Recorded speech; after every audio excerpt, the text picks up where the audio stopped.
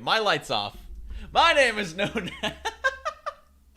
What's up, guys? How you doing? What's up, Eventime? Alocados, MJ, Jaina, Chris, Chivalrous Walrus, Ezra, Marcello, Quinns, General Knight, Monchi, Gorlin, Video Maniac, LeBomb James, Bernardo, Jacob. What's up, y'all? Hope you are all having a fantastic day. What's up, Josh? I see you. Hi, Kat. Hi, Beckett. Hi, Kumquat. What's up, everybody?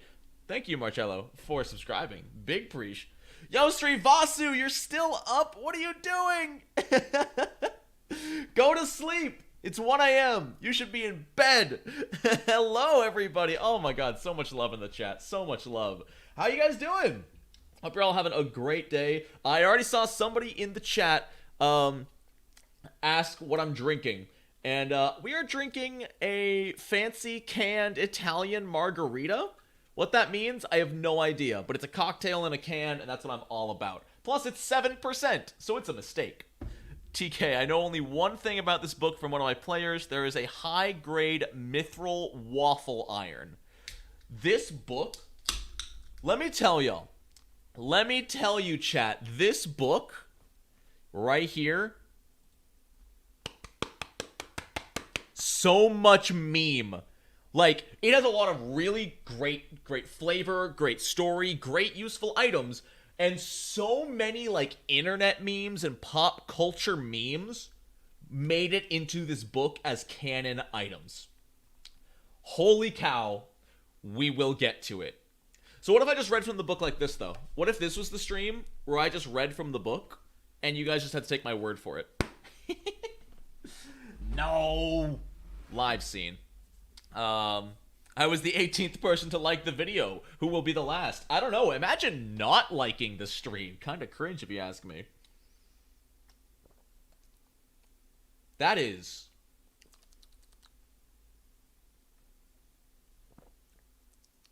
weird. It's not super sweet, which I think is because it's limoncello. But it's good. It's very light, does not taste like 7%. This is going to kill me. What's up, Akisha? You just moved? Oh, my word. Nice listening, man. Very pleasant. If you stream for 5 hours like last time, I'll be the happiest man. Unfortunately, I only got 3 hours. Why am I wearing my headphones? I have no music playing. I only have 3 hours in me because I have D&D tonight. That game I'm not supposed to play. Just like, I'm here from 3 hours early. I saw you. I see those people who join early. It blows me away how many people get in here 3, 4+ hours early. Oh, it's great. Spoiler alert, one of the weapons added shows that Paizo's fully embraced the anime nature of the rules system. Take a guess? It's either going to be a windmill shuriken or a buster sword. It's one of the others. D&D, ew. Yo, EN with the $5 already? We've been live for 10 minutes. Nonat, you know what time off? Wait, Nonat, you know what time I'm off work and what I'm going to ask you to do again. So you're going to earn another 20 from me? I don't think I can, Ian, because I have D&D at 7. I can only stream till 6. I'm sorry. Yeah, I'm playing 5e. Here, real quick, while people are still filtering in, I'll show off my D&D character. A lot of you may know Sinclair from the when we played through Kingmaker, but this is like my Sinclair. This is my boy. This is my fighter warlock Sinclair de Satoro. He's a Leonin boy. He's a big charisma fighty boy, and he's freaking awesome. He's got some hella magic items going for him. Feel like D&D has just gotten too basic? That's totally fair. That's part of why I like playing it once a week, because it's nice and basic. It lets me focus, it lets me really get into character when I play 5e, and I don't need to worry about the mechanics nearly as much. Invite your D&D group to join the stream. Yo, Dez, I forgot you were in the chat. You're not allowed to be here. Dez, our campaign is in 2 parts. There's 2 separate groups in the same world. Dez is in the other one, and she's not allowed to look. Stop. 20 con. He take a hit. He a freaking bulky boy. He not a strong boy, but he bulk. Let's petition Paizo to include Nonat's Nook of Nifty Knickknacks. Paizo, Thank you for the donation sequel, Belhamel. That's so Oh my cool. word. Please? Nonat's Nook of Nifty Knickknacks? I adore it. I really love it a lot, and I'm gonna make it happen. I'm gonna make this a thing. Oh my god. Like D&D, my money goes to Pathfinder? Same. Simplicity is nice sometimes. Exactly, Cam. Sometimes you just want to get into character and tell a story. You don't want to worry about your skill feats or which feat you're going to take next level. It's just nice to be like, yeah, I'm a fighter. I roll to attack and my turn is done, but we only have combat once every 2 months, so it doesn't matter. Also, I don't know what PLN is. Let's find out what PLN is together, chat. PLN to USD. A Poland zloty. Is that how you pronounce it? Zloty? Thank you. Thank you for your Poland money. You got your 5e group to play Strength of Thousands? Let's go! I have not even looked at Strength of Thousands much, and I have like 5 of the 6 books. I feel so bad. I need to look into it so bad. Consider the idea stolen. I expect royalties, John!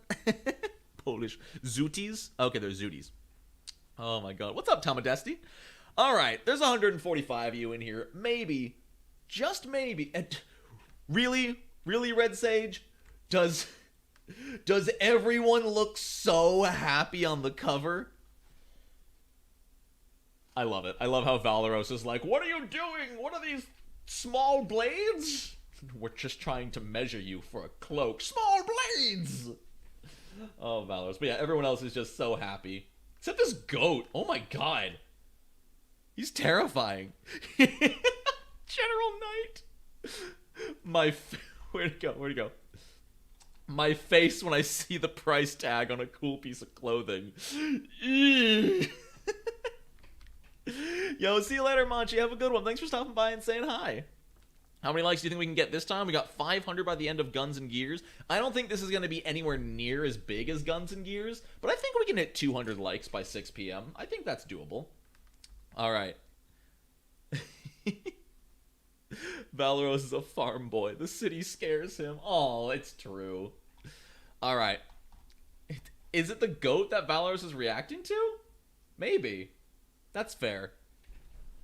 Chivalrous Walrus with a $5 dono. Goats are evil. I will explain nothing. I feel like there's a story there, and I hope to hear it someday. All right. The verdict of my group was that this book was cooler.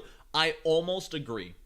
Not quite, because I like all the stuff that came out in Guns and Gears. What I will say, Grand Bazaar is the single most useful book for a GM in Pathfinder 2e. If you are a GM and you're going to pick up one supplement to make your life easier and get inspiration, Grand Bazaar will make your life so much easier. I have already used this book in my campaigns, and it's only been out for like a week.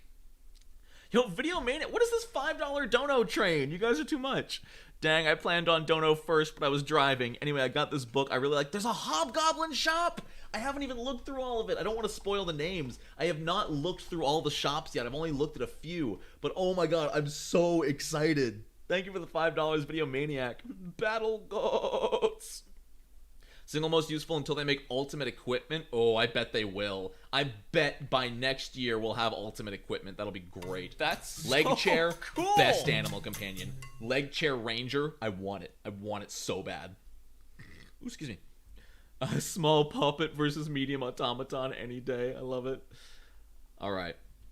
My only complaint, I will say, when you order this book, be aware.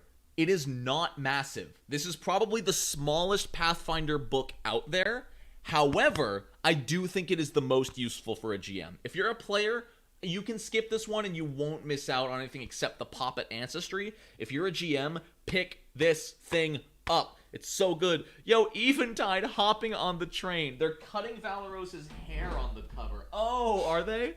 That's Is that what they're doing? Cool. Valeros, no!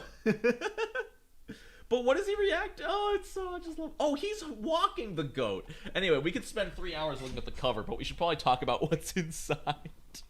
Wait, there are archetypes? Nonat, do you remember my name is Ram? Yeah, obviously I remember that, not just because you just told me. Obviously, I don't have terrible memory. Let's go. go. Let's look into this book. Let's look at the Grand Bazaar. A friendly reminder that Archives of Nonat1s exists if you just want the equipment and pop it. True. Archives of Nonat1s doesn't support Paizo, unionized Paizo, but if you don't have the money, Archives of Nonat1s is a great place to get it. All right, let's go. Let's look at Welcome to the Grand Bazaar. Hold on. Akisha's got to drop €5. There's so much stuff, but I'll wait for the translation into German first. Got almost everything in German? That's amazing. That's so cool. How long does it usually take for that stuff to release in other languages? Is it a global release, or is there a slight delay? All right. So, what is important, if you're not aware, for those of you who aren't aware and are just hanging out in here, the Grand Bazaar is a place in Galarian in the Inner Sea region. In fact, there's a map. And it's 2 paint here. You know what? This isn't doing it justice. This isn't doing it justice. Let me go ahead and pull this up. That's so cool. There you go. It comes with a fully numbered, labeled map of the Grand Bazaar if you ever want to use it in your game. You can use this as a massive marketplace, and it's all already labeled and already numbered for where everything is. That being said, the book can also be used separately. What do I mean by that? Well, this is the single most, not most important, but this is the single most useful book for GMs because this is a source of shop names, shop inventories, and NPCs. This entire book is an NPC codex, a shop codex, and an item bonus book of all new items that you can give to your players to play with. This is a toy box for GMs, and if you're ever like, oh, like, let me give you my example. I'll skip ahead in the book and let me give you an example. My players the other day were like, before we go on our stuff today, we should get some breakfast. I saw that, Bernardo, that you got your physical copy like 30 minutes ago. That's awesome. Let's say your players, like mine, are like, let's get some breakfast. Then I'm like, oh, I open my book, and I'm like, hold on, give me a second. I started scrolling through the contents, and I'm like, where is it? There's got to be something. And then I saw The Mask and Moon. Sit down for a unique gourmet experience or grab a bite for the road. So I went to page 44, and just like that... Oh, would you look at that? The Mask and Moon. They show you the owner. They give you an entire backstory for the owner, as well as a bunch of unique information. They give you all their different foods they provide. They give you information. They give you what the building looks like, as well as a bunch of unique items. So I was able to show my players, oh yeah, you're at this place. There's a little stage inside. You can perform. And the Mask and Moon is cool because there is illusion magic on the walls. From the outside, you can just see people dining. But from the inside, you don't see out into the city. You see whatever the owner wants that day. When my players were eating breakfast, it looked like they were sitting on top of a frozen mountain overlooking a frosty landscape as they ate their breakfast. It's so freaking cool. It is some tasty flavor. Yeah, like all of this is just like, oh, you know, they're showing up for lunch in the afternoon. Well, they're serving ruddy hard cheese roof tiles with savory golden crescents with a sea salt wind juice. And like they're described in such a way you get the basic idea, but you can still play with them. Like my players ate at dawn, and so they had this nice little thin plate with almost a soupishness to it, with the honey and mornberry droplets patter onto the thumb-cake cobblestones, gathering into a puddle that shimmers with dull reflections of savory green shallow reed. Now that I'm rereading these might be what's supposed to be shown in the illusion. I took these as recipes. I took these as food. Because, you know, I imagined that the base was a honey and mornberry soup kind of thing with a puddle that shimmers with savory green shallow reed, which I thought was an herb that was added to the soup to give it this sweet, savory breakfast porridge. But I think that's actually what you're supposed to see while you're eating, and it was cool. But you can do so much with this book. And yes, there are alchemical tapas. You are not wrong, MJ. There are alchemical tapas. Remember what I said earlier in the stream? How a lot of things that were internet memes made their way into this book? Allow me to just explain myself. Let me just read this, shall I? Let me just read the description of this item. The Impossible Cake. I'm trying to get it so you can see it on screen. There we go. This sleight of hand for the taste buds is flavored with absinthe and honey, and always resembles something completely unlike a cake, from a pile of armor to a bowl of soup. Paizo took the everything is cake meme and made it in Pathfinder. Everything is cake. And they made it in Pathfinder as an alchemical item. This makes me so happy. It is literally, yes, an alchemist. I mean, so it's uncommon. So you need your GM's permission, but otherwise, yes, an alchemist can make an impossible cake with their daily reagents. This book is so good, Thu. It's amazing. Lore, memes, and items. Is this the best book? Yes. Great British Baking Show Illusion Cakes intensifies. Why no Cake Boss archetype? Dude, why isn't there a baker archetype? They added archetypes in this book. Oh my god. Hi, Dylan. So Eventide, funny you say that. I didn't have a goblin cake in my campaign, but while my players were eating lunch or breakfast, at the table next to them, there was a halfling bachelorette party that were like hanging out, and there was a male halfling standing on the table, but the party watched as the bachelorette reached forward and ripped a chunk out of the halfling male and started eating it. And then I told them it was a cake, as they noticed the inside was like doughy and sweet, as these like 5 halfling women devoured this halfling man who was actually a cake. It was so fun. Oh my god. Thu, you need a chef subclass for alchemist now?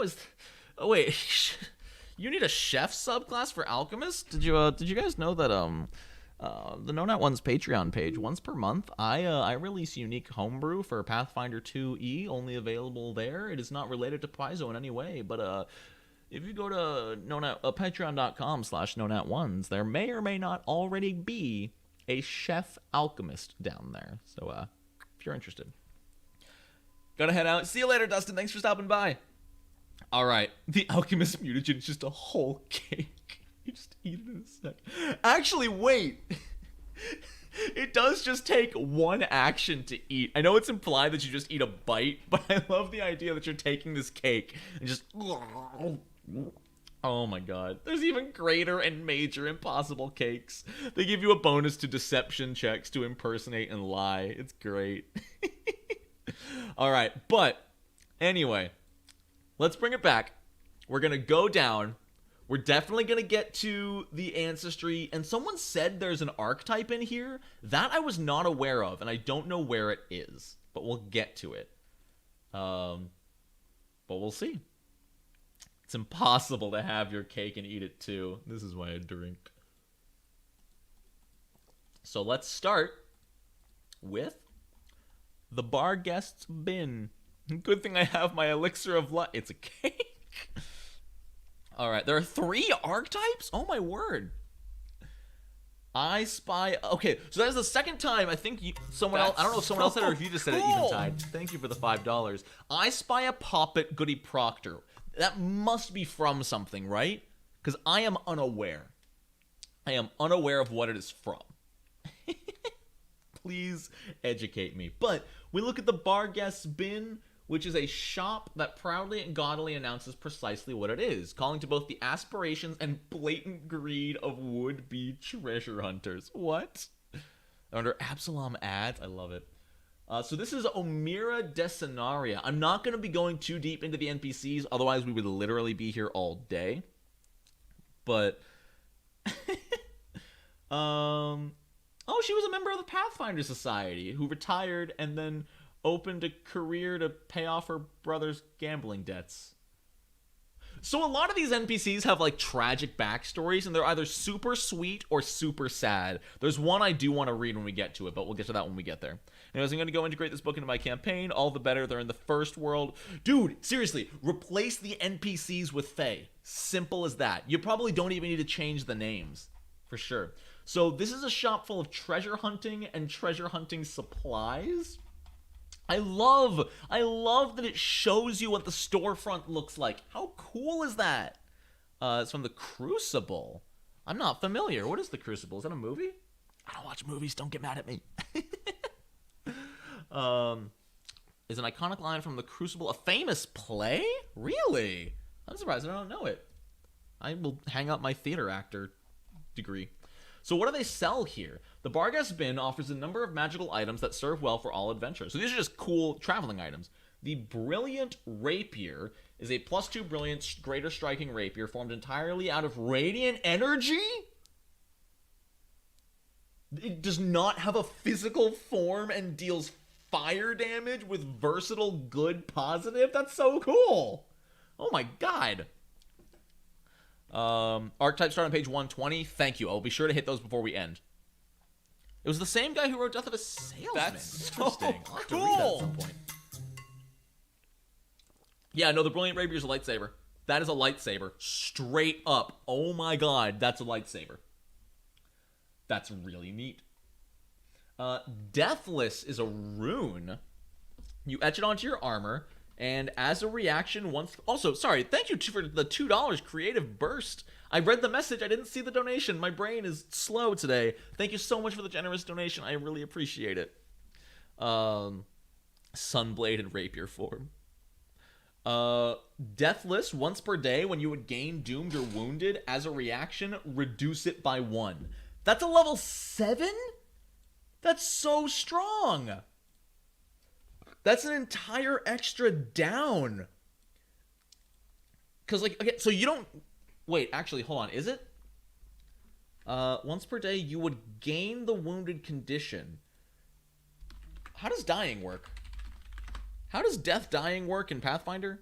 Because I'm curious. Yeah, you don't get wound... Yeah, wow. You don't gain wounded 1 until you remove dying. If you are healed, removing your dying, you are now conscious, which means you can use your reaction to ignore the wounded condition. Cool. That's so cool. Thank you, Osmium Nerd, for the $2. Just wait until Singularity Arrow. I'm sorry. Well, sure, Brutus, it's an item you only get to use on a really bad day, but, like, you never know when you're gonna need that. A whole extra down? If you're a frontline fighter... Let me tell you, I know a Magus who could use this. I don't think my player is in the chat right now, but Nathan, if you can hear me, or you're watching this in the future, boy, do we have a rune for Shaka. Thank you for the donation. No, this is amazing. This is incredible. It's less useful on someone like a backliner who might not go down super often. But if you find yourself going down in combat a lot, this is huge. Duelist's Beacon. Wait. A spiked glove is attached to the front of this buckler? So you have a buckler with a fist on it? What? Perforations and slits line the defensive side, shining bright light through them. Wait. Are we just gonna ignore the fact that this shield has a fist? Why does it have a fist? It doesn't do anything. I mean, it gives it +1 striking, I guess, but it has nothing to do with the activation. The activation just blinds people. Why does it have a fist? It doesn't do anything. I'm so confused. I'm gonna punch you. Style. Think the fist is on your hand?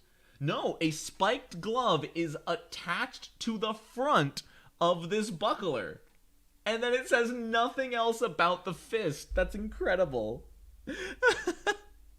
Yeah, I guess, yeah, the glove counts as shield spikes, but instead of a buckler with spikes, it's a buckler with a fist coming out of it. That's incredible. Why does it have a fist? Because it can. And yeah, by the way, if you attack with it, you can make the opponent to make a fortitude save or be blinded. Okay. I don't know why it's level 8. It doesn't seem super powerful for level 8, but meh. Hey, Nonat1s everyone. I was excited to watch the stream, but the day has been going poorly, so I'm going to have to skip out. No worries at all, Chloe. I hope you have an awesome day. Life comes first, even for mods, you know? Always do what you gotta do. My streams don't matter. I'm just reading a book to 200 people. See, that's the thing. If it was like a dueling glove, you slap someone with it and put it back on. This is piercing their body with it. Encompassing lockpick. This lockpick houses a small compartment containing many smaller lockpicks.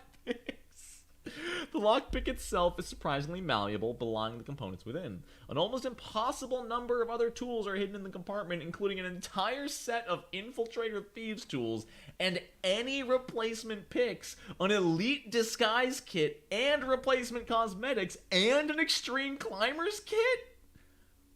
All in one lockpick? A favorite discreet option for rogues infiltrating high society events as formal wear generally has few pockets and only allows the character to wear a single toolkit. Oh my god! So it's a tiny lockpick. Oh, it's magical extra dimensional. Oh my god. That's amazing. You get a lot of stuff from this, too, because Infiltrator's Thieves Tools is +1 to thievery checks, Elite Disguise Kit is +1 to deception, and Extreme Climbers Kit is +1 to athletics to climb. That's huge. I think it is. Maybe that's the gag of Duelist Beacon, is punching their lights out to blind them, but it's still funny. That's amazing. That's so huge. What is the Energizing Rune? You take energy damage except for force. The weapon becomes imbued. Ooh! Yo! Why are you taking the wizard sorcerer feat and putting it in a rune? Ah! As a reaction, if you take force damage if you take energy damage besides force, your weapon becomes imbued with it, dealing 1d8 damage of the triggering type until the end of your next turn. As normal, if you use this reaction again, the damage doesn't combine. That's so cool! So like as how a wizard can cast a spell and then imbue 1d6 damage into their weapon, now the fighter can be hit by a spell and imbue 1d8 damage into their weapon. That's amazing. When you get to the new weapons, read the Asp Coil's description. Will do. The Misdirecting Haversack. This brown leather satchel is made from a heavily oiled and rustic leather. Can hold up to 1 bolt. If you spend 1 minute, documents inside the haversack become magically disguised as documents of a similar type with misleading information? Dude, it is a bag that hides your documents. I mean, anyone inspecting a document notices only DC 20? Determining the actual attack DC 20, that's not that high. So, okay. A Magus that self-damages with an AoE. Melee Fireball. Energizing. This is good, but at level 6, DC 20... I mean, I guess... So I guess the thought process here is that if someone's inspecting your bag, it's probably like a city guard, which is only level 1. But if anybody of like level 4 or higher inspects the documents, they can tell they're magically hidden. I feel like that's a low DC for level 6. Because an average DC for level 1 is a DC 15. An average DC for level 6 is about a 22, 23. I think they could have made this a DC 22 and been fine. It's still a great item. I love this item and oh, sorry, I'm blocking it. Using this item to freaking camera. Using this item to fool commoners and like guards and stuff is great, but it could be stronger. Yeah, great versus untrained people, not great at much else. The Scarab Curious? Ooh, Maycorn! Okay, I want to say, Maycorn, that is an amazing thing to say because it's something I never think about. Maybe the DC is low, so enemies can use it and the players have a chance to beat it. I never think of these items from an enemy or NPC perspective. And that's really important. These items can be used by enemies and NPCs to make, shock your players. Your players pull a guy aside, they fail their perception check, and they find the guy's receipts from the local strip club. I don't know. When in reality, they're receipts from the local poison shop. But they failed their DC, so they don't know. But that's so huge. And I never think of that. So thank you. Thank you, Maycorn. That's really smart. And I need to start thinking that way.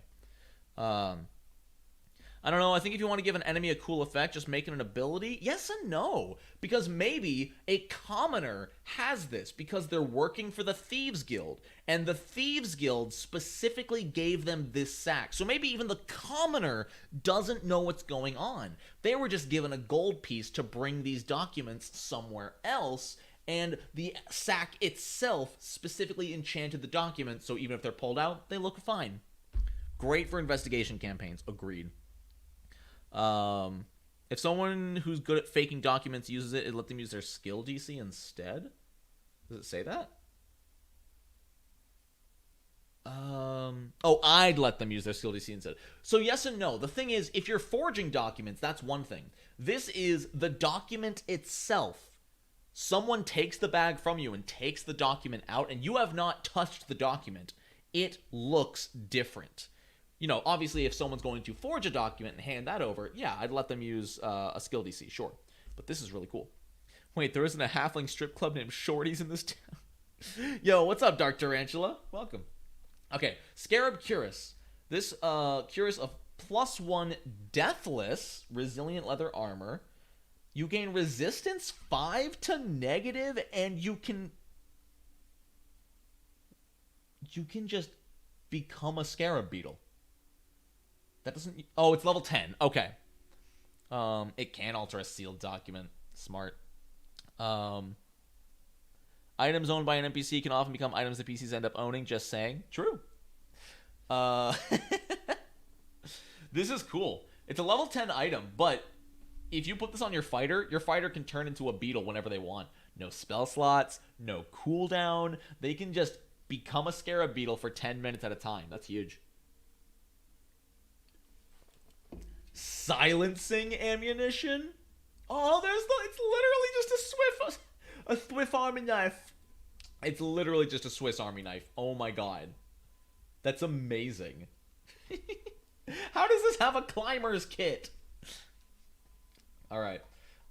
Silencing Ammunition is particularly dense and seems to dampen sounds around it. On a successful strike, an activated piece of Silencing Ammunition creates a second level silence on the target. DC 25 will save. And a -2 penalty if it critically hit. Huh. Interesting. Weird that tugging the arrow out is a will save, not like an athletics check. That's weird. But very cool. Yeah, but beetles get squished. Level 9. Okay, DC 25 at level 9 is about average. So not as crazy. Still really cool, though. Silk Spinner's Shield. A level 15 magic shield. +2 greater striking shield spikes. You animate the shield. 8 spider legs sprout from the shield's rim, granting you you become Doc Ock? You can be Dr. Octopus? This thing is on your back, and you trigger it, and 8 legs shoot out. You can climb with them. You can produce silk with them. What? If you hit a target while this is happening, it entangles them for 1 round. You can immobilize them on a crit. What is this? If you're level 15 and you've got 6,000 gold, you too can be Dr. Octopus. Oh my... Hello, Peter. That's amazing.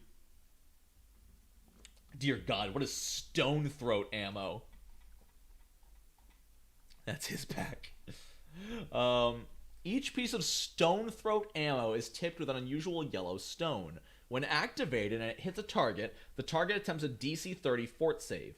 On a success, the ammunition lodges itself loosely into the target's throat. -2 status penalty to attack rolls with jaws or fangs and to athletics checks for 1 round. Failure cannot use jaws or fang strikes for 1 round or the swallow whole ability, and crit failure adds enfeebled 2. If I were a rich man.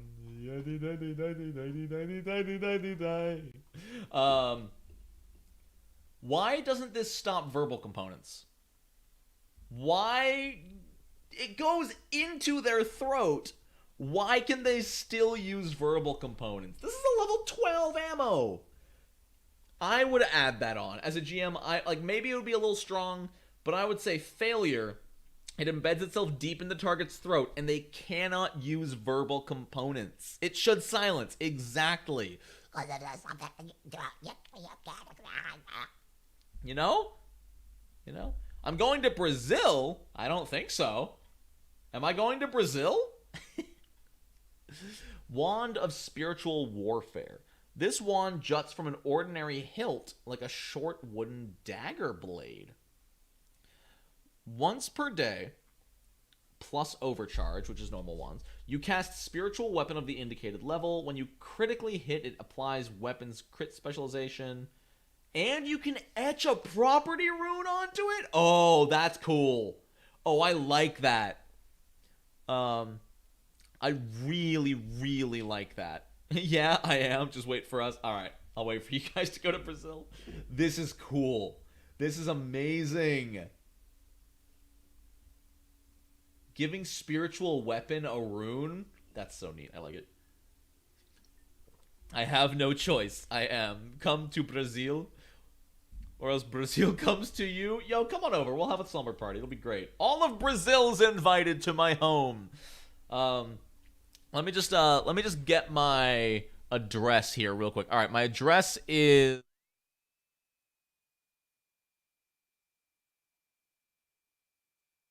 Fireball does deal fire damage. Howdy. My name is Nonat. Oh, what am I wearing? Well, it's just the new Nonat1s merchandise. That wasn't me. Anyway, it's the new Nonat1s merchandise. Okay, look, I'm just trying to tell them about the new Nonat1s merchandise, available exclusively at Nonat1s.com. Yeah, what he said. Whatever. I'm done. This ad is stupid. Support the channel. Get yours today.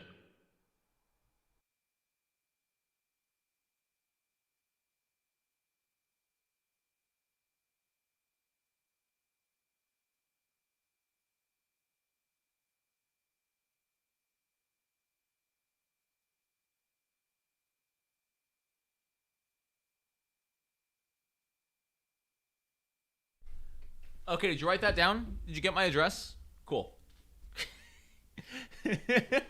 You can bring Nonat to Brazil by buying his merch. Let's go. That's a long address.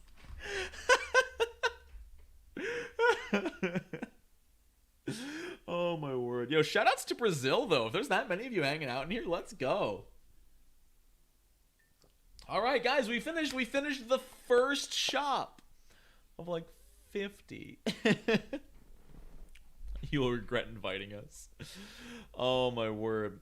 All right, we don't need an address. Oh, that's terrifying. That's actually terrifying. All right. So what is the Bellwether Lodge? Yo, who are you? You're so cool. Io Del Sei. Oh, she's one of the Mwangi elves. Ekujai. Yeah, I love the Ekujai. The Ekujai, there was an Ekujai elf in the Slithering campaign that Paizo released like last year. The Ekujai are awesome. Listening while at work, don't tell my boss. Hey, boss! Boss, your employee's slacking off. You need to do a better job of controlling them. I think Pathfinder 2e is reasonably popular down here. That's amazing. Drink water. Don't tell me what to do. All right, water. Drink water. Is that what you said? I have some water right here. I'll drink some when I get thirsty. So, Bellwether Lodge's sturdy wooden halls and red shingled roof form a ring around a large central yard where customers and suppliers gather to talk shop and test a range of monster hunting gear.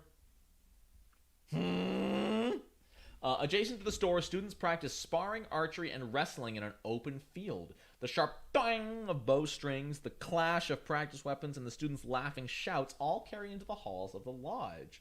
Some students assist in managing the store, seeking both the pay and the opportunity to talk with adventurers. This is so cool! Does Foundry run on the Sega Dreamcast? We need a Brazilian Nonat Discord. Yo, if someone wants to start that, go for it. You have my blessing. Dude, apparently I have a ton of Brazilian viewers. What's that, like 7, 8 of you in here? Let's go. The good old 6d6 liver damage. You know it.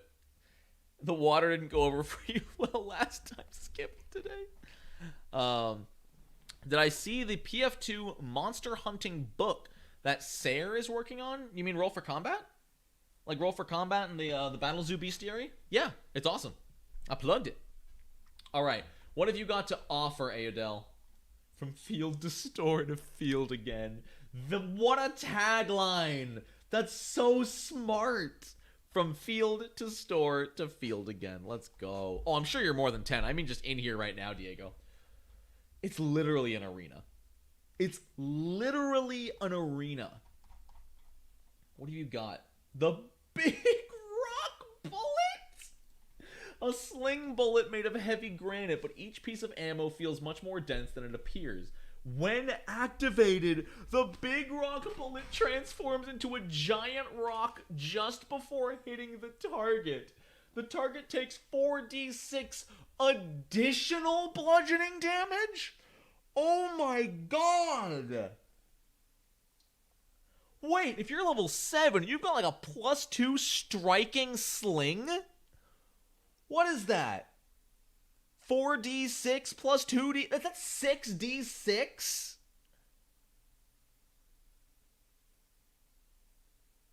On a normal attack? Sure, you have to spend an action to activate it and reload. But that's insane! If you crit at level 7, that is a 12d6 ranged attack plus strength. Half strength. Wait, is strength... Wait, sling... Is the sling full strength or half strength? It's propulsive. That's half strength, right? Half. Okay, so what? A crit with that is going to do, what, 12d6 plus 4? That's amazing. Look at this thing I invented. What is it? The sling staff. I forgot about the sling staff.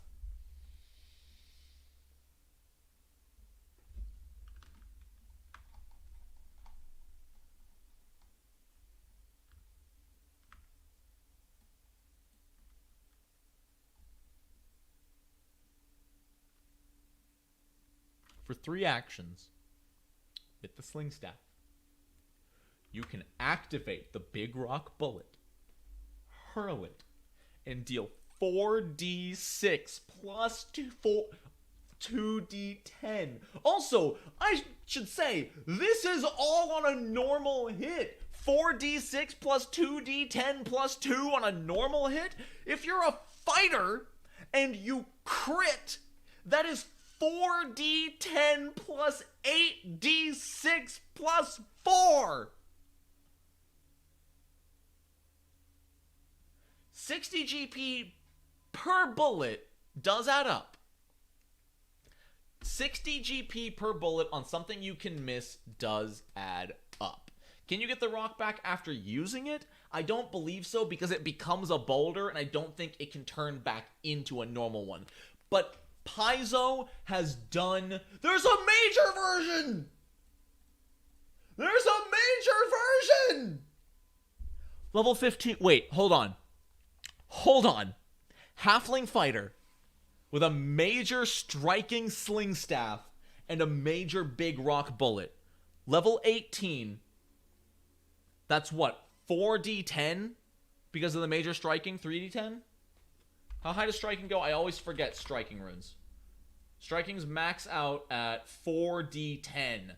4d10 plus 12d6? Doubled on a crit? If a level 18 fighter with 19 fighter with major striking critically hits with this. But I mean, if you need to kill a dragon, you might as well throw a rock at it. Anyway, back to what I was saying before. Paizo has done the impossible. Paizo made slings amazing. Sling Ranger or Sling Fighter is now not only possible, it's incredible. You do damage on a miss. I threw a rock at him. It was a big rock. It's not just a boulder, it's a rock.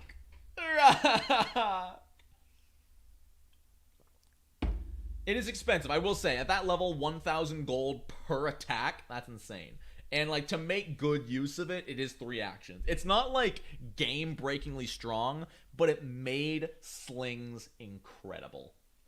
Thank you, Paizo.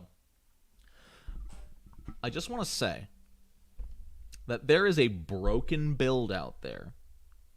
I don't know the exact details, but a weapon innovation inventor with a sling and a big rock bullet is going to be insane. That's going to be freaking nuts. Anyway, Blind Pepper Bolt. The head of this bolt is a vented container that smells strongly of caustic pepper. When it hits, it deals no damage. They attempt a DC 17 fort save, penalty on crit. If they succeed, they're dazzled until the end of their next turn, which they can stop. Failure is dazzled for 1 minute. Crit fail is blind for 1 turn. Dazzled. Why doesn't this do damage? I'm sad they called it Greater and Major Rock and not Big Rock Bullet, Bigger Rock Bullet, and Biggest Rock Bullet. Missed opportunity. Why? Oh, because it's pepper spray. Oh, it's literally pepper spray. I feel like it should do acid damage. Am I wrong? Shouldn't it make the strike deal acid damage and dazzle? Pepper spray freaking hurts, man. You can't breathe when you're pepper sprayed. Haven't you seen Nonat1s? Oh, wait. I'll cross them out when I get the book and rename them. Wait, can I do this in hold on. No, I don't want Adobe Premium. Just comment. No, I just want I don't know how to do it. I wish I could highlight or something. I don't know how, though. Wait. Bigger rock bullet. Biggest rock bullet. Perfect! It's fixed. 4d10 plus 12d6 averages about 22 plus 39, so average 61 damage, 122 on a crit. God, if that's right, that's hilarious. Wait till I read the Dread rune. I can't wait. Going to fill out sheet. I don't have premium, so I don't think I can. It's fine. It's perfect. What, you can't read that? Chopping Evisceration Snare. When a creature enters the snare square, it is nearly buried beneath a storm of sharpened metal. 16d8? Wait. What's the... How much damage does that deal on... Hold on. There's a level 20 snare. Does it only do 20d8? Instant Evisceration. 24d8. 16d8. Okay, no, that makes sense. 2/3 the damage at 2/3 the level. Okay, no, that's fair. Nice. That's cool that they made the Evisceration Snare a lower version. I like that. That's without strength and weapon spec. Oh my god. 700 gold though. True. But if you're a snare crafter and you're level 14, congrats, you get these for free. Dead weight.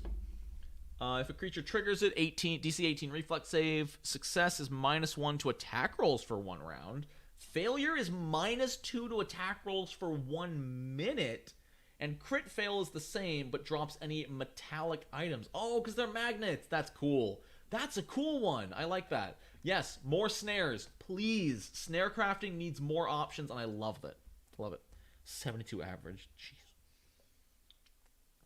Oh, snare specials getting those new toys. All right. Dread. Frightened enemies within 30 feet of you that can see you attempt a DC 20 will save at the end of their turn. On failure, it doesn't lower their frightened. So this is good, but it's not amazing. How are these uncommon? Honestly, I think everything that will come out from now on for Pathfinder 2e will be uncommon. Remember that Paizo stated that Core Rulebook, APG, Game Mastery Guide, and Bestiaries 1, 2, 3 are the core set of books for the system. That is the common set. I think everything coming out forever for Pathfinder is going to be uncommon or rare going forward. But this is good. But remember that DC 20 is not incredible for level 6. It's good. I would say the average level 6 enemy, if they have an average will save, probably has about a 50% chance to fail this. So if you can frighten multiple people, like with the fear spell, this is good. This is really good. But if you're fighting less enemies and they're higher level, this isn't great. I'm trying to think, DC 29 at level 12 is better. It's better than DC 20 at 6. And 38 at 18 is once again even better. That scales really well. It's not perfect, but it does scale well. This is a rune that gets better at higher levels, which is rare. Magus aren't uncommon? Really? Maybe the new classes won't be. But yeah, uncommon, I've actually had talks with this with my friends about the uncommon and rare traits. Specifically the uncommon trait. It feels a little bit like a cop-out. And what we're worried, because for those of you who don't know, the uncommon trait literally means your GM can say no. Which, honestly, a GM can say no to anything, but rules as written, if something is uncommon, you need GM permission to take it. The problem with this is that we believe going forward, Paizo may use the uncommon and very much the rare trait to make overpowered content, to make power scaling content that will make new classes and items that are outright better than old ones. It's hard to say. Honestly, Gunslinger and Inventor, kind of decent examples. Gunslinger and Inventor are very strong. I don't think they're imbalancedly so. I don't think they're game-breaking, but they are very strong classes. The worry is that power creep will happen, and they'll use the uncommon trait to get away with it. You know what I mean? So the thing that triggered this, go check out the Psychic class in the new playtest if you still have access to it. The Psychic class is insanely powerful, but it's uncommon, so it's fair. So it's hard to say. I can understand, having GM permission is fine, but for those tables that want everyone to have that power fantasy, but then to have one character who's clearly stronger than the others because they min-maxed and got GM permission for all the uncommon items, I'm not vibing with that. Just the entire automaton ancestry. Very good point. The automaton is insane. Their feat selection is insane. Yo, what's up, Trans Gamer Girl? How you doing? Psychic class is terrible? Really? Because they had some insane power, especially starting with 2 focus points and the abilities they had. What was that one that lets your allies make attacks of opportunity for free as a reaction? That was insane. They've never used rarity to mean power. I don't know. I think it's something we'll have to see in time. Again, we could be wrong. I hope we're wrong. Honestly, I hope I am wrong in saying that the common tag, uncommon tag will be used for powerful stuff. I would love to be wrong about that. But we'll see. That's it too. If you want a quote-unquote almost perfectly balanced game, don't use anything uncommon, don't use anything rare. Those items are likely not as well balanced and are more for fun. Anyway, Thaumaturge is also insane. Thaumaturge is also crazy. Oh, you're a normal human, you don't have any weaknesses? I know you're an alcoholic, so I'm gonna beat you to death with this beer bottle. Now you have a weakness to my melee attacks. Like, that's the Thaumaturge. That is, I'm not even joking. That's the Thaumaturge. Gorlin, honestly, I don't want to say any good GM, but any GM can balance for power's sake, whether it's by changing rules as written, giving underpowered characters new items. But yeah, Thaumaturge is common? You're kidding me. Thaumaturge is common? Paizo? Why? All right. Let's just talk gear. We could talk about balancing forever. Oh my god. You're a human, take 66 liver damage.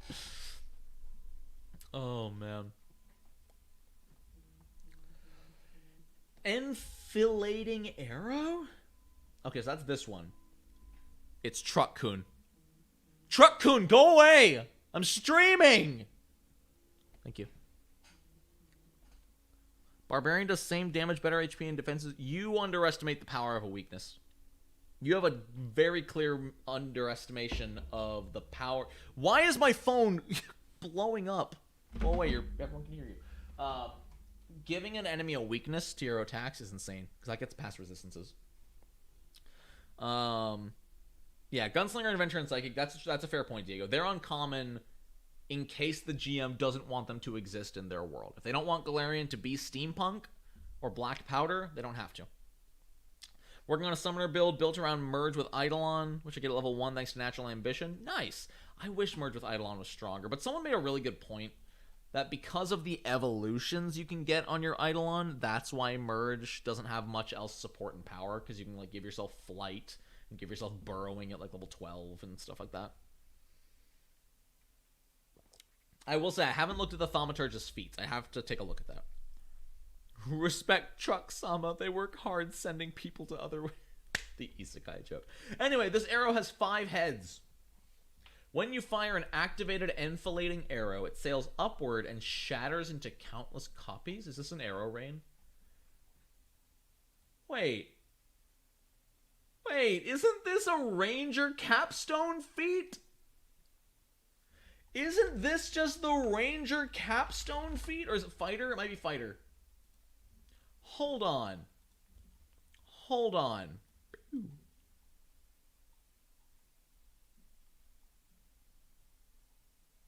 Legendary shot? No, it's a fighter feat.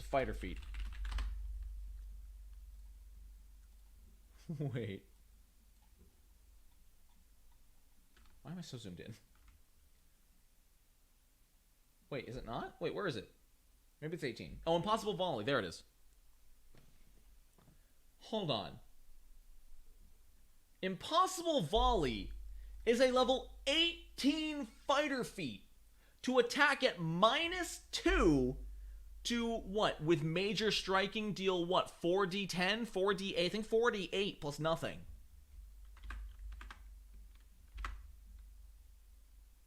Why is this a level 9 item?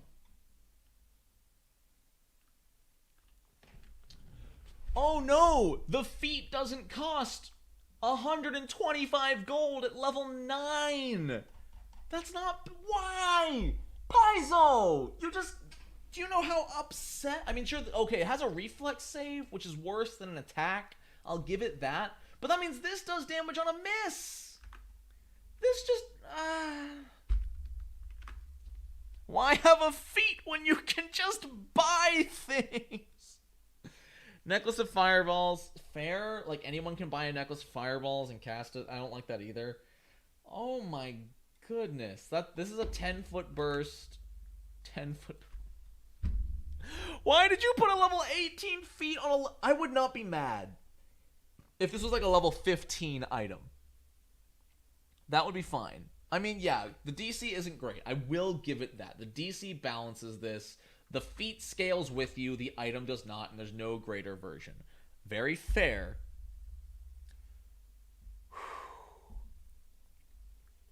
But I still feel like, you know, a fighter will wait until level 18 to finally get this ability.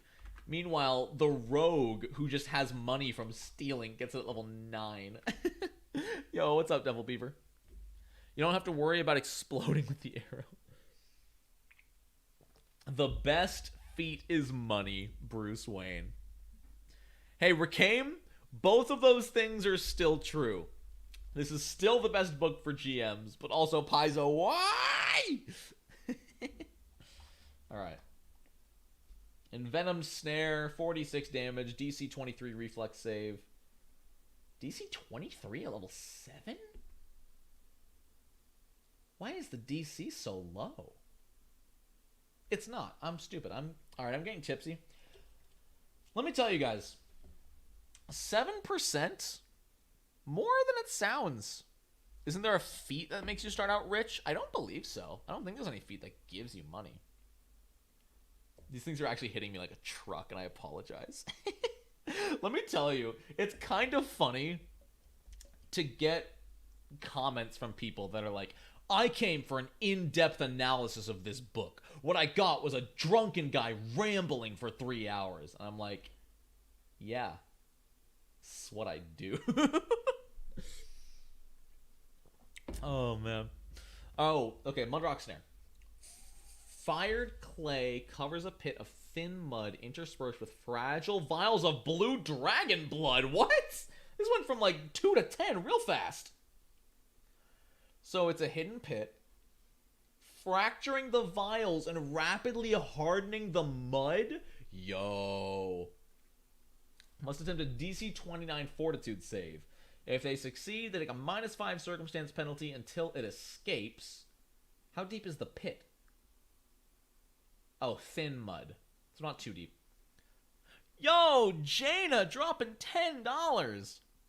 Nonat1s, you are hour in. Make sure you take a shot of water. I mean, you donated $10. Who am I to say no? Give me a second.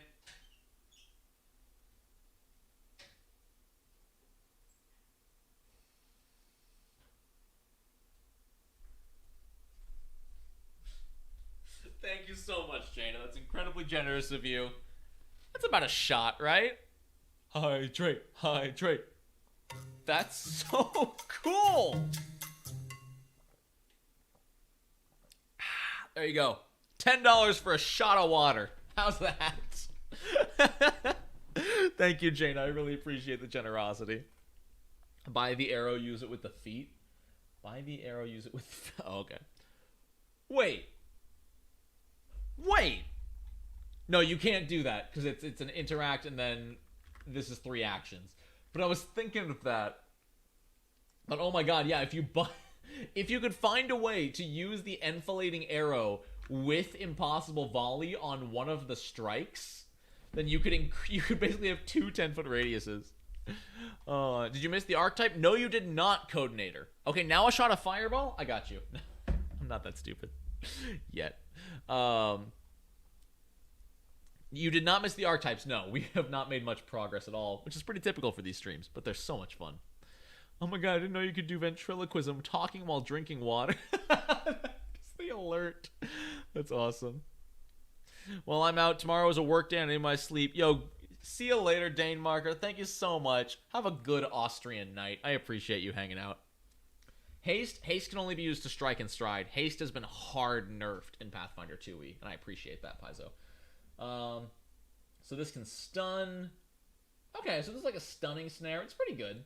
It's not bad. I don't know why you necessarily need blue dragon blood. Why do you need blue dragon blood? Blue dragons are electric. What does that have to do with hardening mud? Can someone in the chat explain that? Is the venom trap supposed to have a damage type? Let's find out.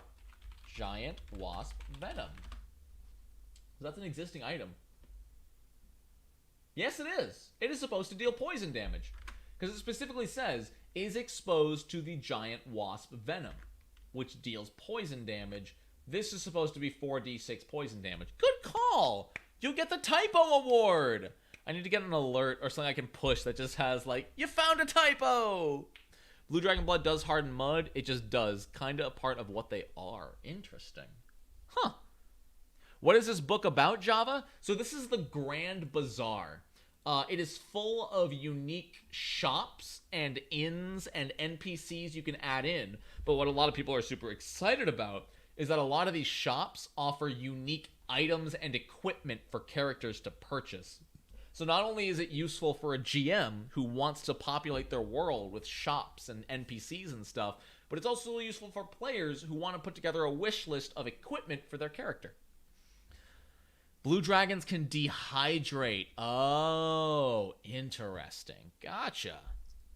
Cool. Thank you. Thank you, chat. This is why I keep you around. This is why I keep all 200 of you here. Okay, cool.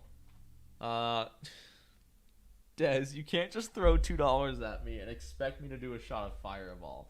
Do you know how much more, like, self-respect I have than that? To take $2 and do a shot of Fireball. I am so above that. Who do you think you are? God, Des. Rending Snare. When triggered, the jaws clamp shut and spin. Oh! Oh my god, Paizo! That's so cool! This is a bear trap that when it clamps down, it spins. That is one of the most painful things I've ever heard in my life. Now drink water to put out the fire. I will when I run the ad next. Imagine stepping into a bear trap and then it turns 180 degrees. Ah! I hate it, Paizo! It is, that screams kobold. That absolutely screams kobold. Yo, is that Eleanor? Hold up, Eleanor, are you the Eleanor from Paizo? I'm pretty sure you are, because I recognize that profile picture. Hello. Oh my god, I'm honored. Thanks, I hate it. Eleanor, did you design this? Was this you? Yo, can we get some love for Eleanor in the chat? And the amazing work that they've put in? Oh, that's awesome. Alright, so, new level 1 sulfur bomb, which is awesome for... It has the olfactory trait. A thick, sulfurous, irritating gas fills this golden yellow flask. Deals the listed damage. On a hit, they take -1 to perception checks and attack rolls? Or become sickened 1 on a crit.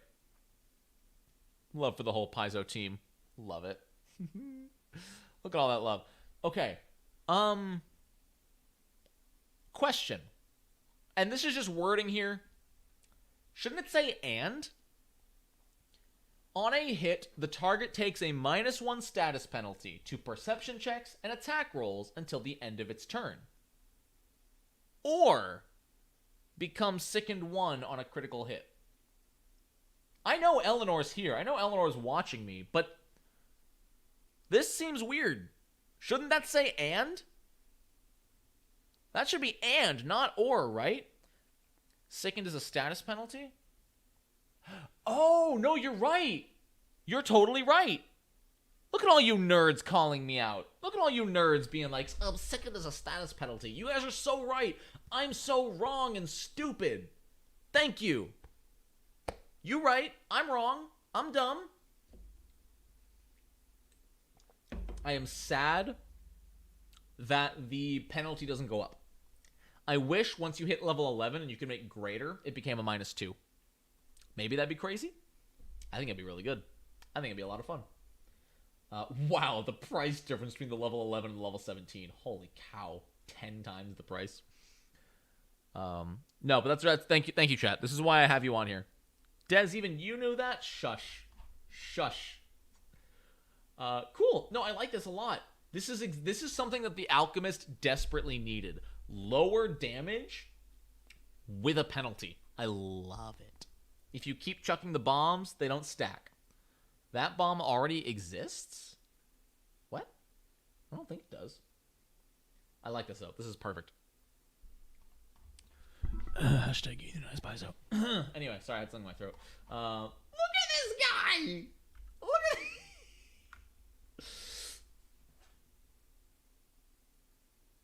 That's my cosplay. Oh my god, what is your name? Whoa, yes!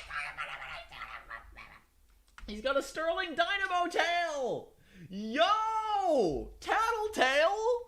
Alright, hold on. We're reading his story. What is your story? Okay. Locals say the only way to find catfish salvage and its optimistic inventor is to keep one's eyes focused upward.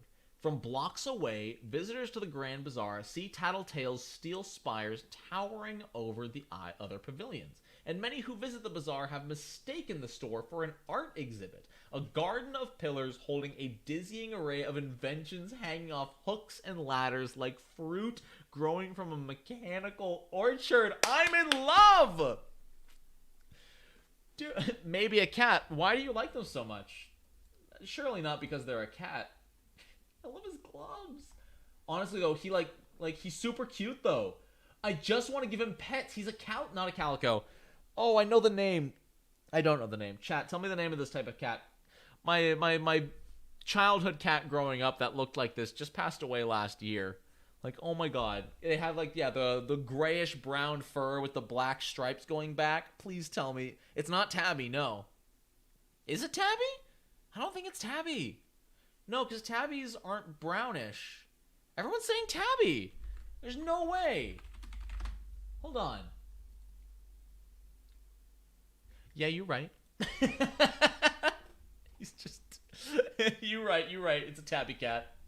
I never knew Bella was a tabby. Okay, but I need to know about Noru. I'm going to call Butt from now on because it looks exactly like my cat Butt who just passed away. Her name was Bella, but we called her Butt because she used to knock things off shelves just for fun and be a butt. My dad put her in the dryer once. I'm going to leave that with no context and let you all freak out. Noru was born and raised in the slopeside district of a newly Holamog, a matriarchal nation on the southern coast of Garund. A fourth-generation immigrant from Moraseth, the proud Holama spent his youth running goods between smithies and merchants around Anuli, slipping through the labyrinthine network of stream tunnels and soaring from roof to roof. His parents fully endorsed this adventurous spirit, encouraging him to pursue a dream career with the Ouroboros Salvage Company. While Noru lacked the aquatic affinity of his Uruxi co-workers, he was determined to prove himself to the overseer Treskas and someday joined the other divers in exploring the drowned depths of ancient Anuli. With a talent for engineering, connections with the local tinkerers, and unparalleled skill at climbing and squeezing, the promising Noru made a living building, repairing, and improving the complex cranes, pumps, and excavators of the Ouroboros Salvage Company. 10 years into his employment, the apprentice tinkerer made his mark, combining traditional Haloma craftsmanship with foreign technology to develop the recovery bladder, which is an item able to safely salvage heavy equipment and evacuate Uruxis encountering danger beneath the waves. Noru's true aim was to convince Treskas that he could safely dive with other Uruxi and explore the ruins firsthand. Thank you, even tied for the $1.50 sticker. The cat sticker. Don't worry, someday I'll explain the cat in the dryer story. Someday. Yeah, when do we get to the mechanical tail? That's so But his first dive would be his last, as the team encountered and set off a trap laid to protect the estate of a family long lost to a deluge. After losing his tail in the explosion, Tattletale spent a few months in recovery before returning to the worksite. However, he struggled to feel like his old job was still a good fit, as he could no longer balance safely on the tall cranes and piles. Nobu, no! Noru, no! The Tinkerer realized his injury was an opportunity to see what the world had to offer, and he used his savings to set off on an adventure? Tattletale bought passage on caravan after caravan, setting sail for every port from Quantium and Niswan to Katapesh and Sothis. That's all over the place. It was on these voyages that Noru adopted the nickname Tattletale, a nod to his reputation for honesty. Oh. The capricious Tattletale only spent a few weeks at each destination. Holy cow, it just keeps going. Okay, no, that's it. Okay. At each destination, never able to settle until he reached the shores of metropolitan Absalom. With both wares and crafters from every corner of the globe available, Tattletale enthusiastically set up shop in the Grand Bazaar. There he pursues his goal of returning home to explore the secrets of Crater Lake, forming deals with the Salvage Guild and Harbor Master for spare salvage in exchange for the equipment that has dramatically cut the loss of life in what was once one of Absalom's most dangerous jobs. What a good boy! He's such a good boy! Tattletale frequently lets clients use his equipment in exchange for He doesn't even make them pay for it! As long as they tell him what they found, that's payment enough! Noru! I love you! He highly values mechanical treasure, once providing his entire stock of equipment to help the Clockwork College salvage a valuable ship in exchange for his prosthetic. Ah! I can't! He worked with a college. They made him a prosthetic in exchange for his equipment. That's so cute! He has offended several local food importers by overusing his favorite Anuli spice and appreciates clients who barter with rare imported meat and seafood. Tattletale enjoys a good story as much as a good customer, spending many hours at the bazaar listening to tales of adventure from across the Inner Sea region and beyond. Oh my god. I adore him. This is amazing. All of this written for an NPC of a shop in a supplement. Y'all, do you know how easy it would have been to type, "This catfolk lost his tail in an unfortunate diving accident and hopes to create technology to assist those to avoid such a fate as his own, period, end." You know how easy that would have been to write? But instead they wrote 6 paragraphs about this man, about his life, where he went. Paizo, oh my god!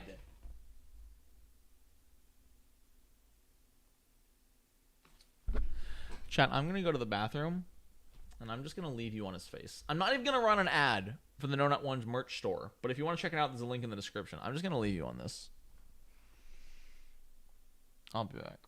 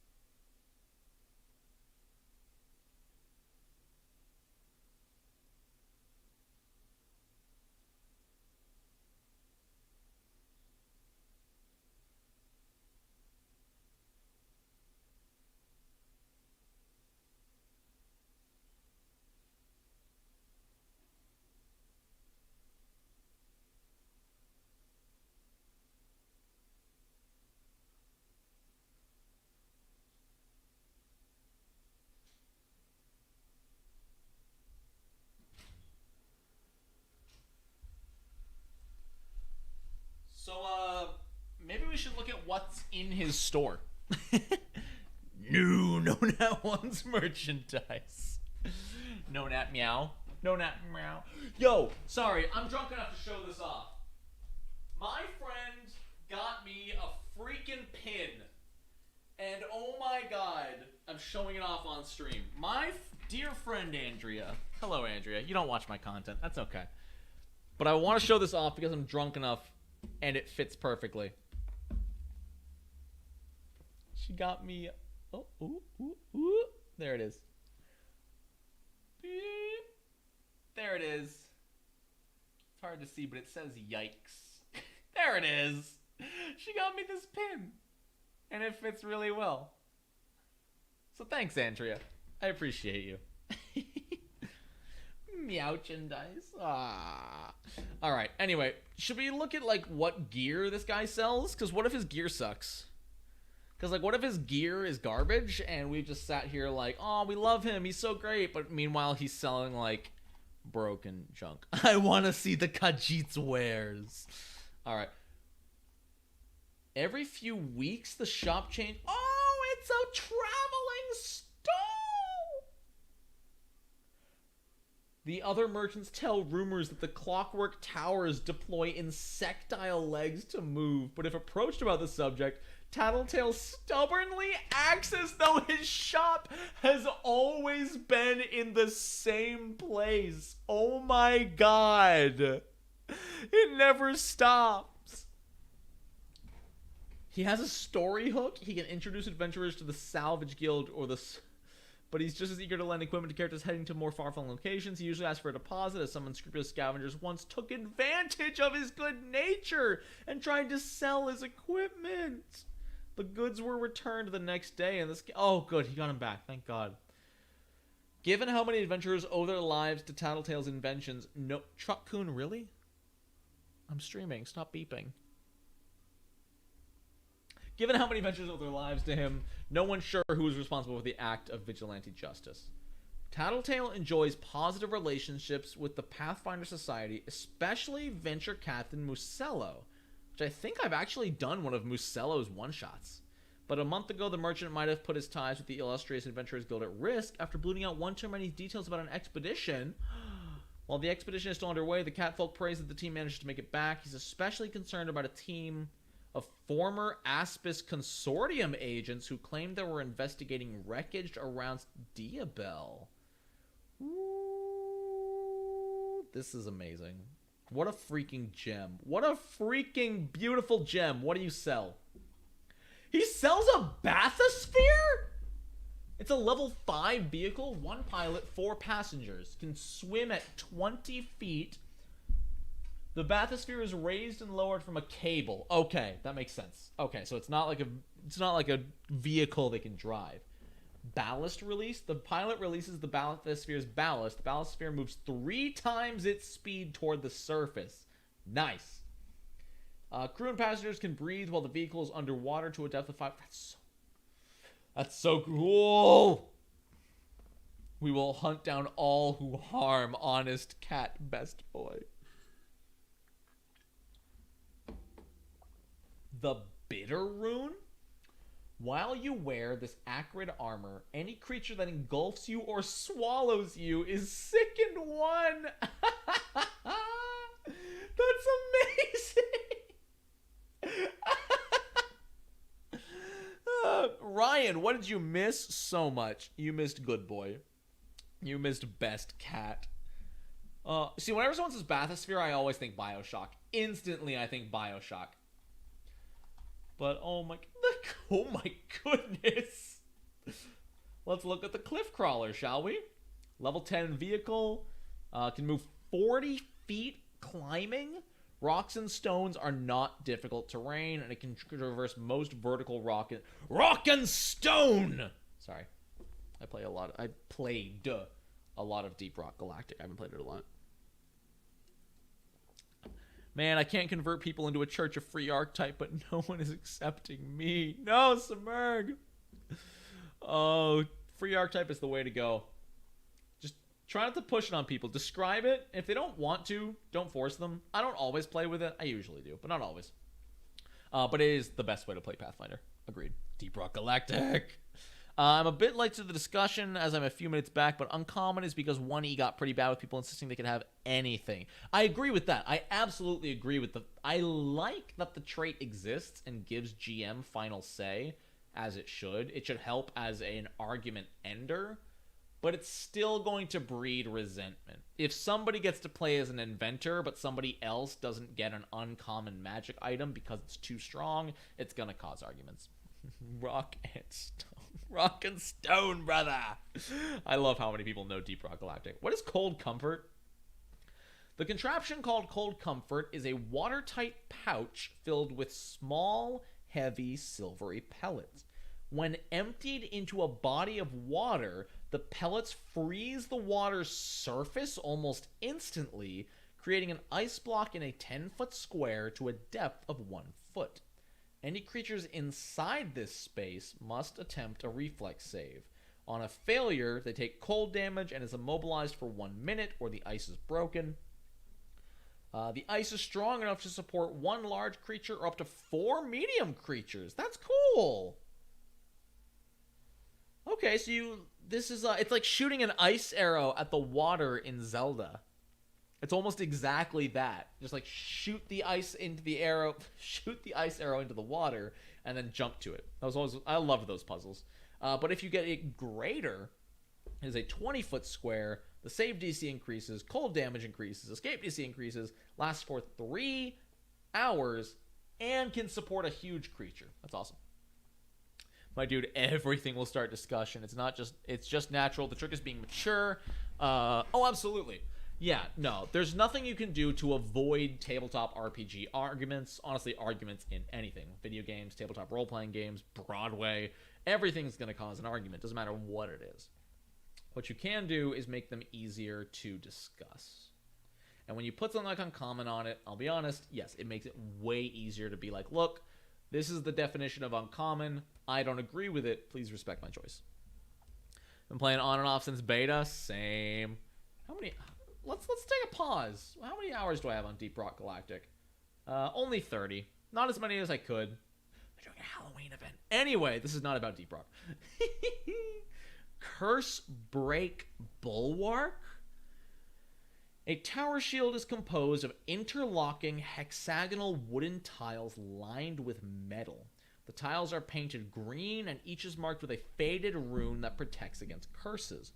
While the shield is raised, you have a bonus to saving throws against spells that target you, increasing to +2 against curses.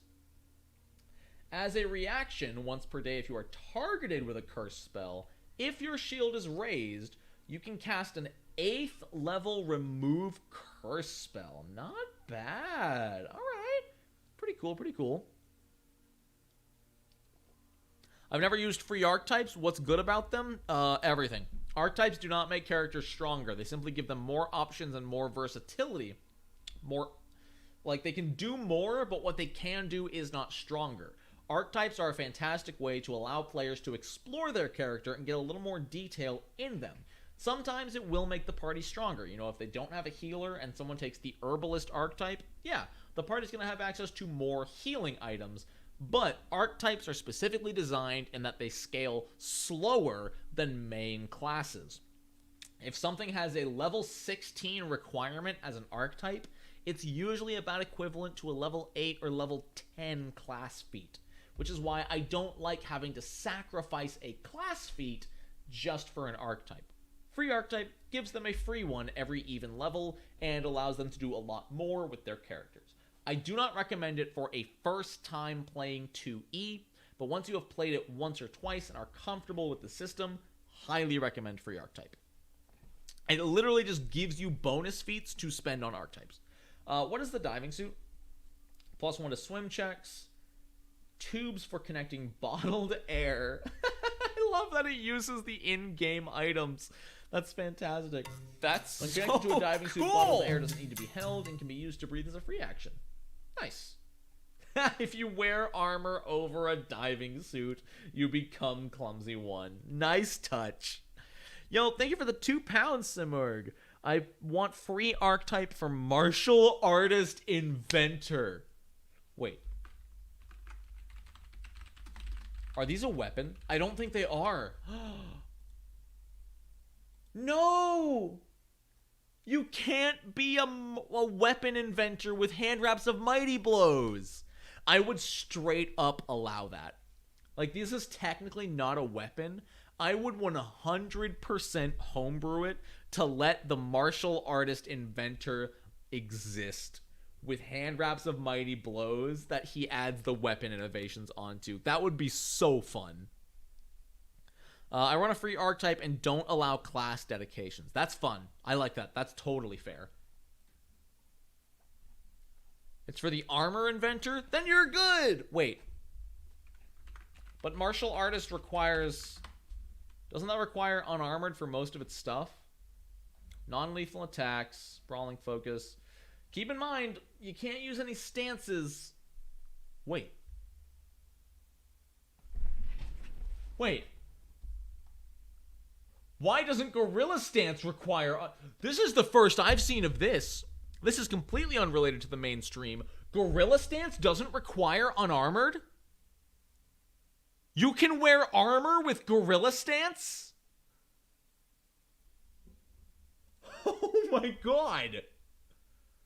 And you get +2. Ooh. There's like 4 stances that don't require unarmored. Stumbling Stance doesn't either? Oh my god. I'm learning things. I'm learning a lot. Monkey and plate. Reject humanity. Become monkey. Oh my god. That's incredible. Wow. I wish you the best of luck. Monkey 2. Electric Boogaloo. Stella, what's up? Stella, what you looking for? You want to come hang out on stream?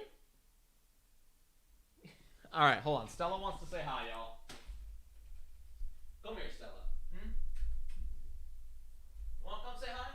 You hearing me shouting a bunch and you getting curious? Come here. Come here. Come hang out. I'm warm. Oh, you're so cold. Why are you so cold, Stella? Come heat up. Come warm up. There we go. Everyone, this is Stella. Stella's my corn snake. She's adorable. She's shedding a little bit right now. Why isn't there a snake stance, Paizo? Just asking for a friend. Why be monk monkey when smart monkey is an option? Alright, what's next? Juxtaposition Ammunition? When an activated Juxtaposition Ammunition hits a creature, it doesn't deal the strike's normal damage. Instead, the target must succeed at a DC 28 will save or be teleported to a safe, unoccupied square of your choice. On a crit fail, the target is also sickened 1. Can you shoot an ally with this?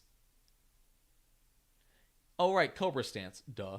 She's your summoner, you're not fooling us. It's true. I'm just the Eidolon, she's the summoner. Stella, I really want to pull... because I don't know if you can see...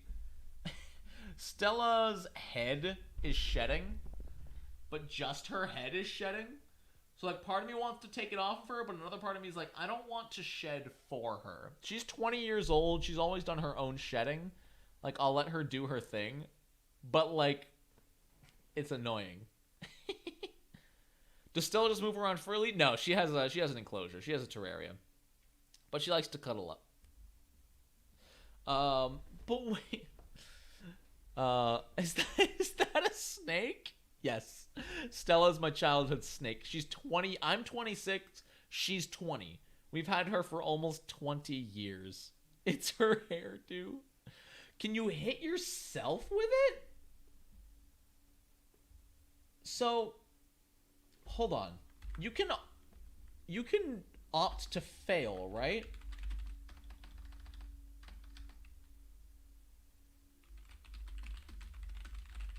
Can you willingly fail a saving throw? I don't know if you can. Can you willingly fail a saving throw? Like, because I usually home rule that you can, but with the crit fail in there, it gets weird. So Stella cool. is my familiar. When I next play a PF2 wizard, you have my permission. You absolutely have my permission to have Stella be from. Where did you go? Where's your head? Are you on my back? I can't see where she went. It's a boop rope. You can't opt to fail a save. Yeah. Oh, it does say target allies? Where? It says, yeah, it says target so you can hit allies. I don't know about shooting. Can you just raise your crossbow to your head, Persona style, pull it, and teleport 60 feet? Strike's wording seems to imply you can strike yourself too. All right. Oh, you can take an outcome at or lower than your roll. Is that how it works?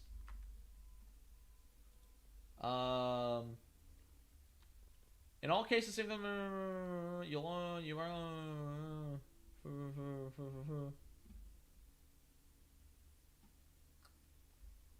I don't know.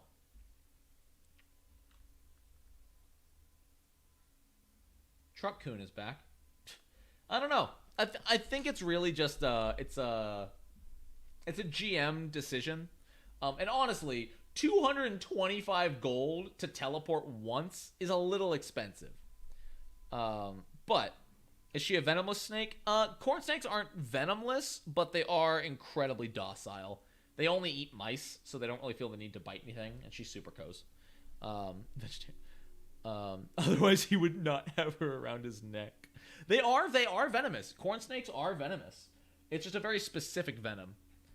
Where did she go? Hold on. Where is she? Hello? You just back there? Is that your head? Where did your head go? Oh, there you are. Found her.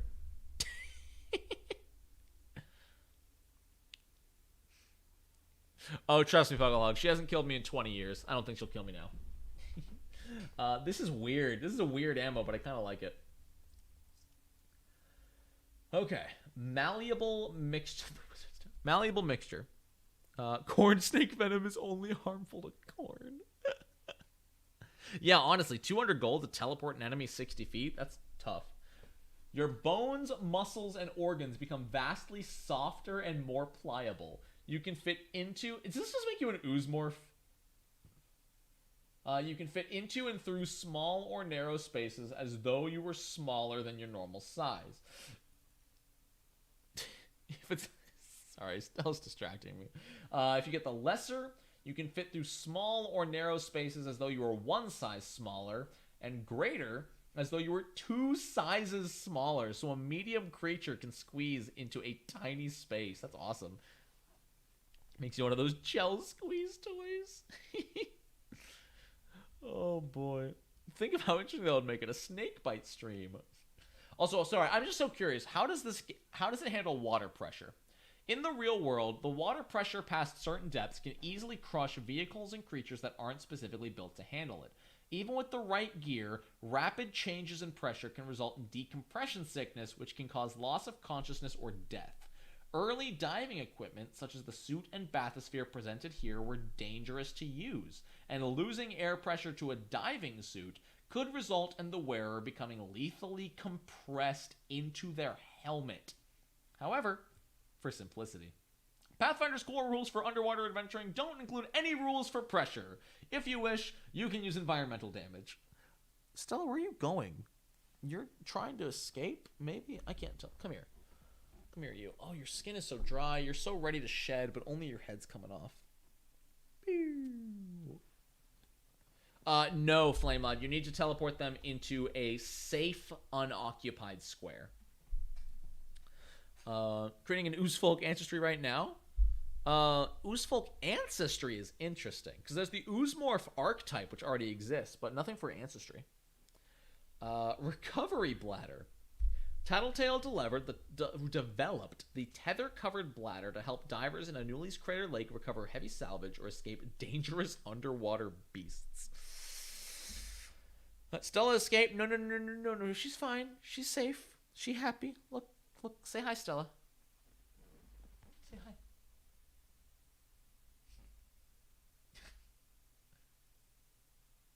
chilling. Stella, don't get cozy there.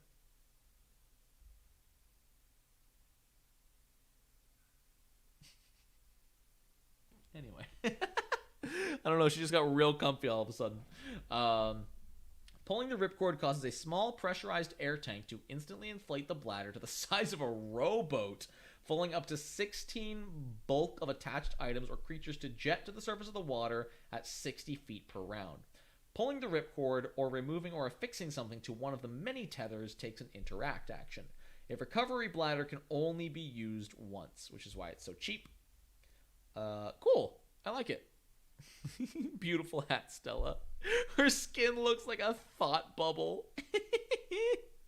Yeah, I keep wanting to peel it off because it like irks my like mini OCD, but at the same time I'm like, I don't want to do it for her because I know she likes to shed herself and I don't want to mess with her. Yo, what's up, Niles? How we doing? Might catch the VOD? Hey, it'll be available at all times after this stream. That's awesome. Wizard's Tower. A wizard's tower is a tiny gaming piece carved into the form of a stone tower. The gaming piece transforms into a fully furnished stone tower, 80 feet high, 30 feet in diameter. The tower is topped by a peaked wooden roof with a wooden door on the second floor, accessed by wooden stairs on the tower's exterior.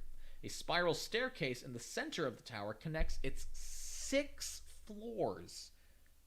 80 feet, 6... Alright, that's more than 10 feet per floor. Alright. The bottom floor is empty, ideal for storage.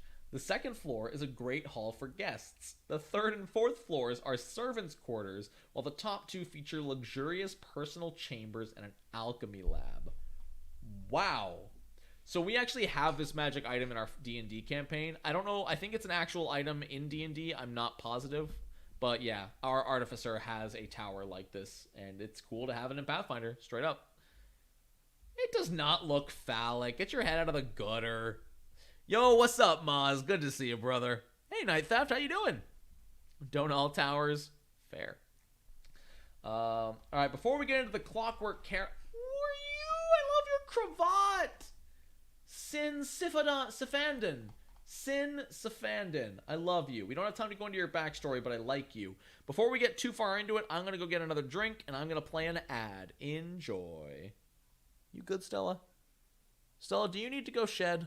I'm going to put her back so she can hopefully shed. Fireball does deal fire damage. Howdy. My name is Nonat. Oh, what am I wearing? Well, it's just the new Nonat1s merchandise. That wasn't me. Anyway, it's the new Nonat1s merchandise. Okay, look, I'm just trying to tell them about the new new Nonat1s merchandise available exclusively at Nonat1s.com. Yeah, what he said. Whatever. I'm done. This ad is stupid. Support the channel. Get yours today.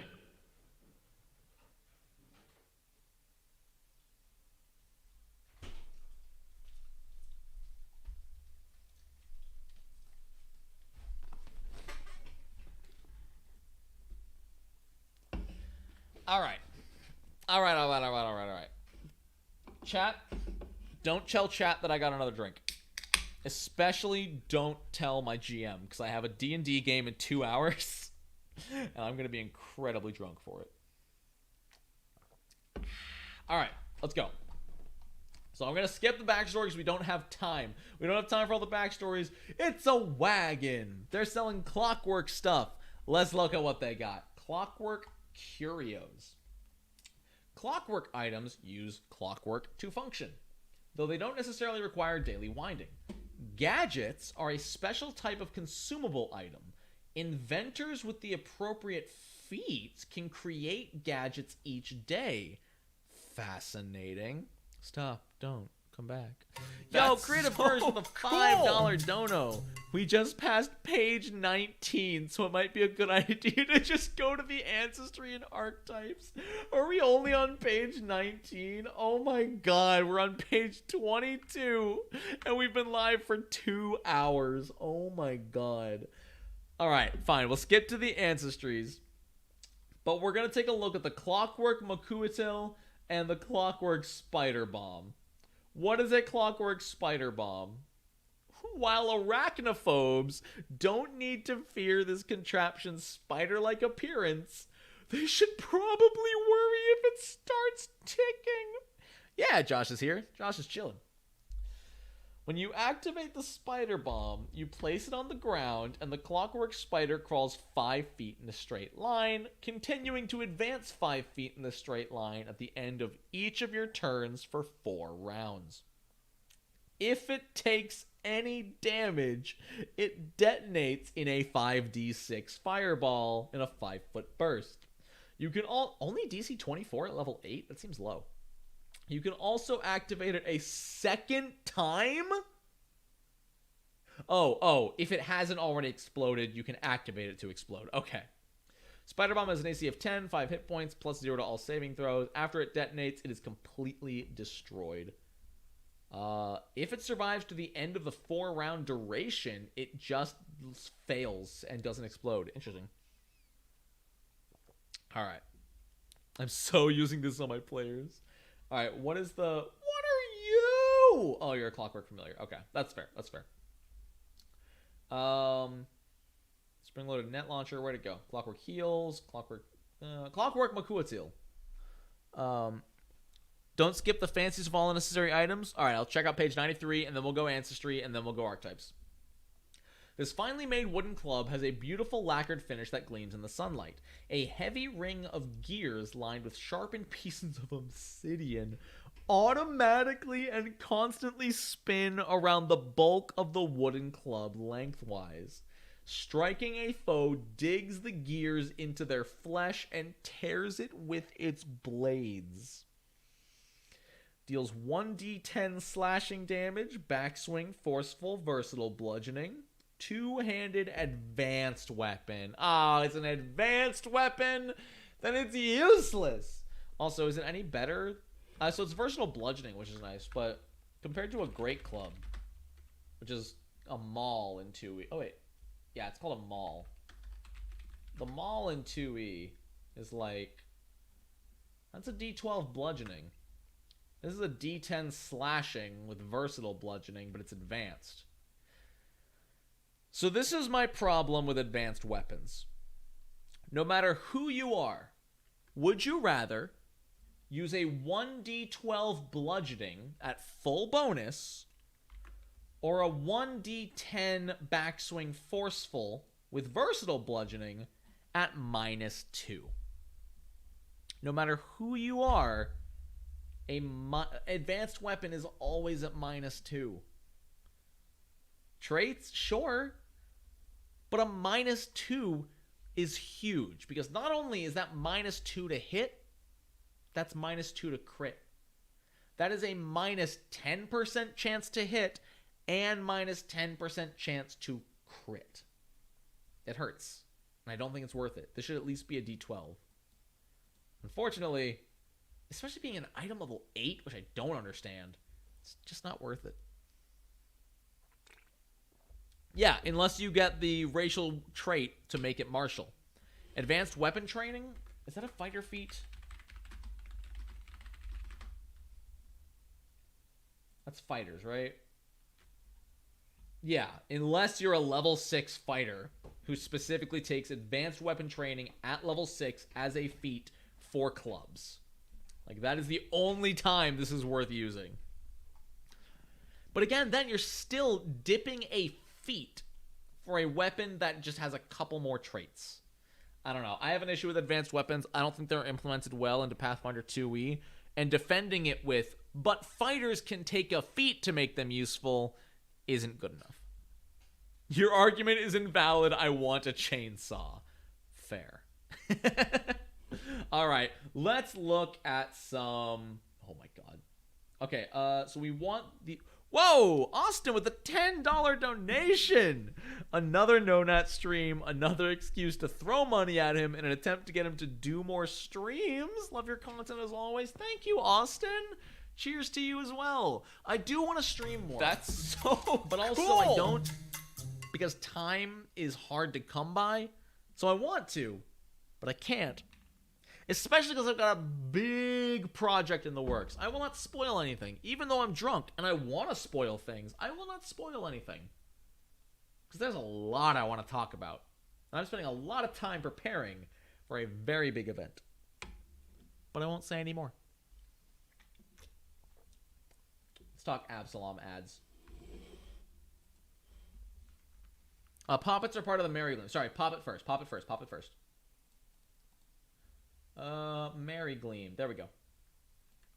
Merry Gleam, a merry team made of Ozzy, Podal, and Yanel. Ozzy!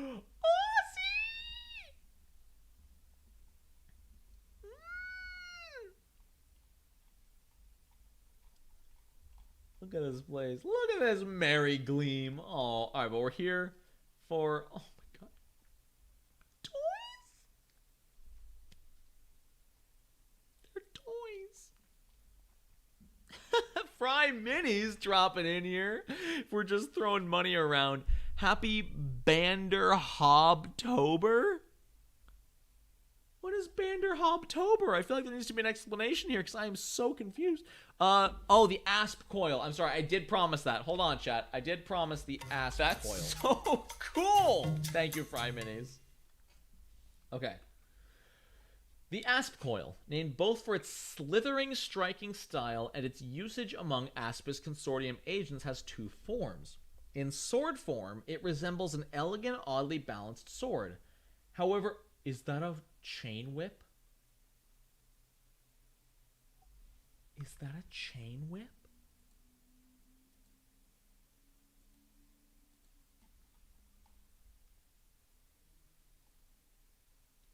I kid you not. My girlfriend has been wanting to make a character that fights like Ivy from Soul Calibur. Oh! Yeah, spear, hornbow, punching daggers, whatever. Oh my God! You can just be Ivy. I'm showing her this when she gets home. Holy crap. Yo, I love this game. Did you know I like Pathfinder? I really like Pathfinder. Oh my God. Anyway. Flick Mace has some competition. Let's look at the secret new ancestry, which props to Paizo for not, like, spoiling this at all. Because there's a there is a secret ancestry in here that they did not announce publicly as part of the selling point of this book. I don't think Paizo was ever like, buy this book because there's a new ancestry in it. No. But there is. It's Marshall. That's amazing. Let's take a look at all these toys, which are cool. Doll. Hold on, I'm looking at the doll. You can't stop me. Dolls are found throughout Galarian in a wide variety of forms. Among the most common are miniature painted figurines, plush animals crafted from fur and stuffed with cotton, porcelain dolls with fine clothing and silky hair, fabric hand puppets, and elaborate marionettes. A level 0 doll just costs a silver. A 1 gold piece doll has a hidden compartment. An exquisite doll gives a +1 to stealth checks to conceal an item within the doll. Oh! I love it. Excuse me. Holy cow. That's great. There's a yo-yo. A Shaylin kite! Shaylin!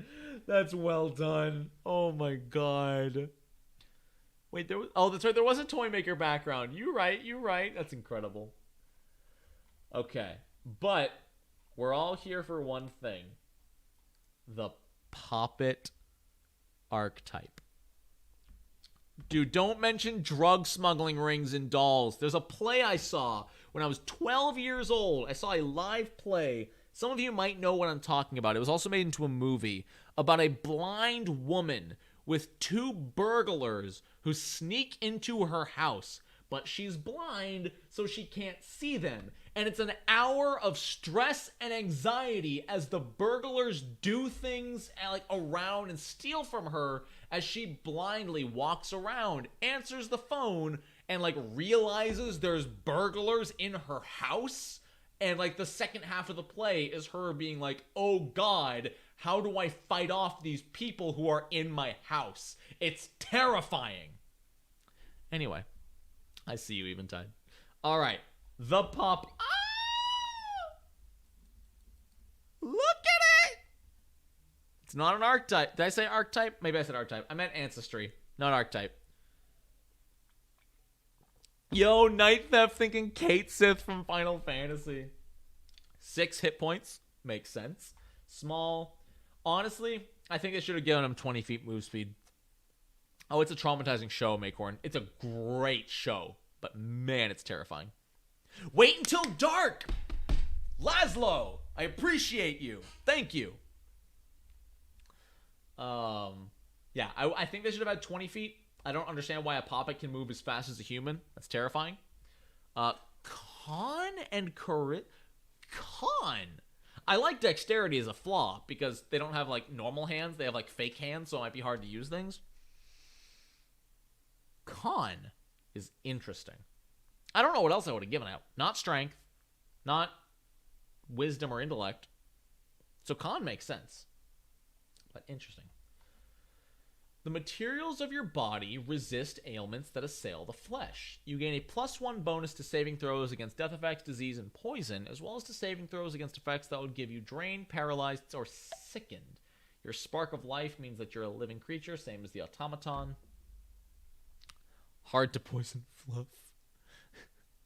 Yo, Austin, drop another $2. The puppet is bigger than the sprite? You're right. Wait a second. Wait, why aren't they tiny? Why aren't they tiny? Maybe there's a heritage that makes them tiny. I don't know, but I feel like they should have been tiny, like the sprite. Because a small creature is like a gnome. That's so cool. Dolls aren't 3 feet tall. Tiny heritage? Okay. Poppets in Galarian are often used as construct helpers that can carry things and do chores. Okay. So there are larger poppets. Interesting. Isn't it great having Eleanor in the chat, y'all, answering my drunken questions? It's awesome. Poppets aren't just dolls. Okay. They have dark vision.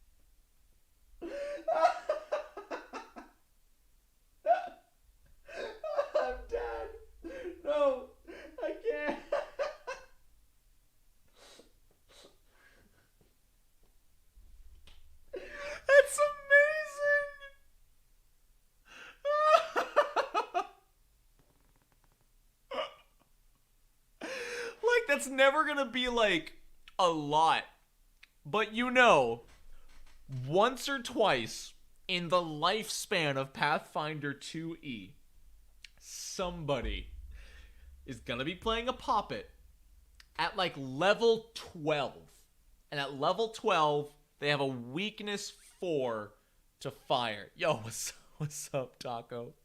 And at level 12 they have a weakness 4 to fire.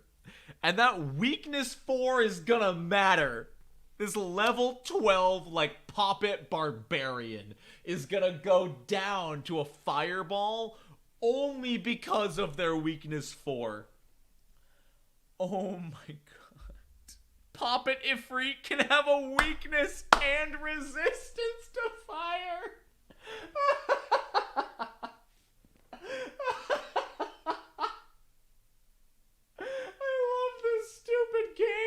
It's great. Oh my god, don't roll bad on a poppet inventor because they can explode and deal damage.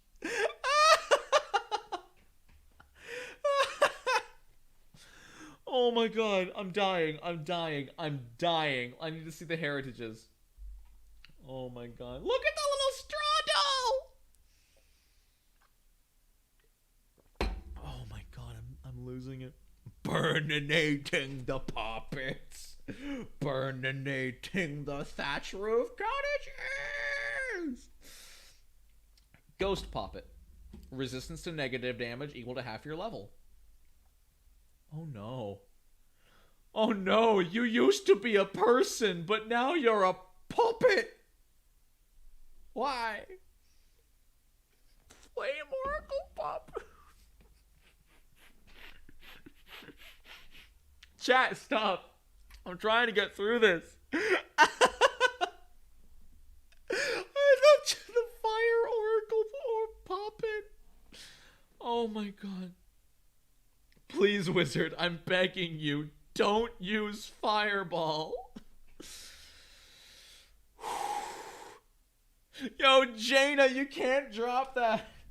Am I a man, or am I a puppet? Or am I a puppet? If I'm a puppet, well, I'm a very manly puppet. Stuffed puppet. You have little inside you other than cotton, sawdust, and dreams. You take no damage from... Holy crap! No damage? What? Like, don't get me wrong, it makes sense. But wow! No fall damage. Okay, but wait. Why are they humanoid? Us Video Maniac dropping the $2. Why are they humanoid? Actually, though, Eleanor, do you have an answer for that one? Why are puppets humanoid? That's so cool. I really want to run a puppet campaign. A stuffed puppet campaign sounds so fun. Okay. I mean, they have 2 arms and 2 legs. Hold on. What is the humanoid trait description? I'm so curious. Humanoid creatures reason and act like humans. They have 2 arms. You know? Fair. Oh my god, they can be... So they can take the beastkin heritage and be Hogs. Alright. Hold up. That gets mod privilege. Well, hold on. I need to go to my live stream. Let me just find that message. Oh god, it has to catch up. Hold on, I'm gonna make Eleanor a mod. Give me 20 seconds as my freaking chat catches up on this page. There we go. Hit that. Add moderator. There we go. Now Eleanor's name is gonna be blue. Oh my god, I'm so happy. Doll by day, wolf by night. Yo, a puppet druid of the wild order. When they use wild shape, do they actually turn into the animals, or do they turn into stuffed animals? I'm dying. Toy Story Pathfinder edition. Toy puppet. You have the form of a child's tiny toy or doll. Instead of small, your size is tiny. There it is. Like other tiny creatures, you don't automatically receive lesser cover, but circumstances might allow you to take cover. Whew. Same stuff as sprites. You can enter another creature's space, which is important because you have no reach. Remember to adjust the bulk of your items. Yeah, so Toy Puppet just makes you tiny. Oh my god. I'm losing it. All Puppet campaign. You're all trying to escape from a horrible toy factory after coming to life. Well, there's so many. Wind-up Puppet. You're made primarily of soft metals such as tin or silver, and your life force dwells within an exceptional array of clockworks deep in your body. Provided you wind metal tabs on your body a few times each day, you don't need food or water to survive. Oh my god. You don't need to sleep. You just need to... I love it. Holy cow. Play as a barrel of monkeys. You can play... Wait, Wishborn is Pinocchio? You were wished to life. You're living proof that a hopeful spirit can overcome any obstacle. If you roll a success on a saving throw against emotion or fear effects, you crit succeed. Oh my god. Automata? Wait! I'm opening my guns and gears to prove this. Wait. Automaton are not humanoid? Excuse me? You're kidding me. Puppets are humanoid, but automatons aren't? It was under guns, right? Or was it before? No, it was after Inventor, before. You are joking right now. Equipment. You're kidding me. Hazards. Is it here? Character options. They're constructs. It's because they don't like you. Are Konrasu I get. Konrasu are just made of wood. But, like, automatons aren't humanoids. But puppets are. This is a humanoid! Fiona from Shrek is a humanoid! But this isn't? This isn't humanoid? I'm going to the bathroom and you're watching the same ad for the third time. Fireball does deal fire damage. Howdy. My name is Nonat. Oh, what am I wearing? Well, it's just the new Nonat1s merchandise. That wasn't me. Anyway, it's the new Nonat1s merchandise. Okay, look, I'm just trying to tell them about the New new Nonat1s merchandise available exclusively at Nonat1s.com. Yeah, what he said. Whatever. I'm done. This ad is stupid. Support the channel. Get yours today.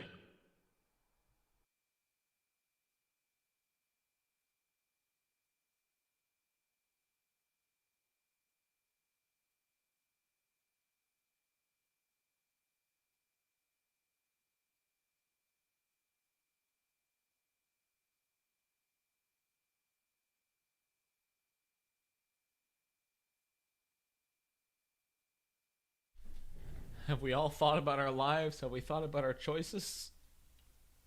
Sure, you can keep saying that automatons can be quadrupeds, but have...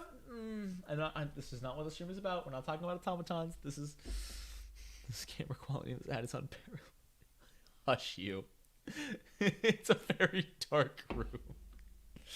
I will end the stream right now, Taco. Alright, hold on. Let me oh, there's still. Right. Throw that away. Alright, let's talk about some ancestry. But correct me if I'm wrong. Is this not Fiona from Shrek? Right? Are they not? Is it not? I'm blocking it. There you go. I mean, I've thought about the new Nonat1s merchandise. Alright, Harmless Doll. You look like nothing more than an ordinary toy doll or statuette, and you can fool others with your innocuous appearance. You gain the trained proficiency rank in deception, and you can impersonate an inanimate toy or a mindless puppet. I like that. You can hide without any cover from creatures that don't realize you're alive. That's cool. That's a cool little caveat. I love that. No, Fiona's an ogre. I just did a quick search and I can find only one spell that targets a humanoid. So not being humanoid isn't an advantage. Fair. That's true. Automatons are specifically constructs powered by life sparks. Puppets are animated constructs that are alive. Well, but only one of them has actual life force. Only one of the puppet heritages has you previously being alive. I don't know. It's not worth fighting about, especially when we have limited time. If you succeed, onlookers still see you, but they mistake you for an inanimate toy. After being fooled once, they realize you're alive and you can't hide from them that way again. That's amazing. I love that. My problem with this, aside from the trained proficiency in deception, I would allow a puppet to do this. This is one of those feats where I, as the GM, would let them do it, albeit probably with a higher DC. Helpful puppet. You're particularly skilled at helping others, +2 to aid, and not a -1 if you crit fail. Cool. Quadruped.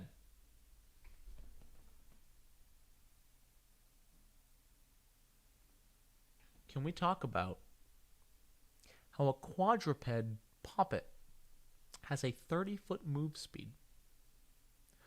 Why is Puppet one of the fastest ancestries? Pardon me, Eleanor? Why? That's terrifying. Don't mess with the rocking horse.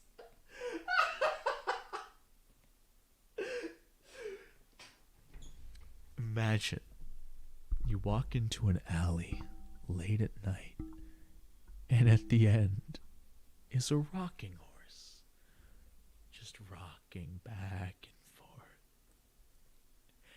And then the quadruped puppet monk runs at you 50 feet per action. Imagine a rocking horse moving 150 feet in 6 seconds. How long is a football field?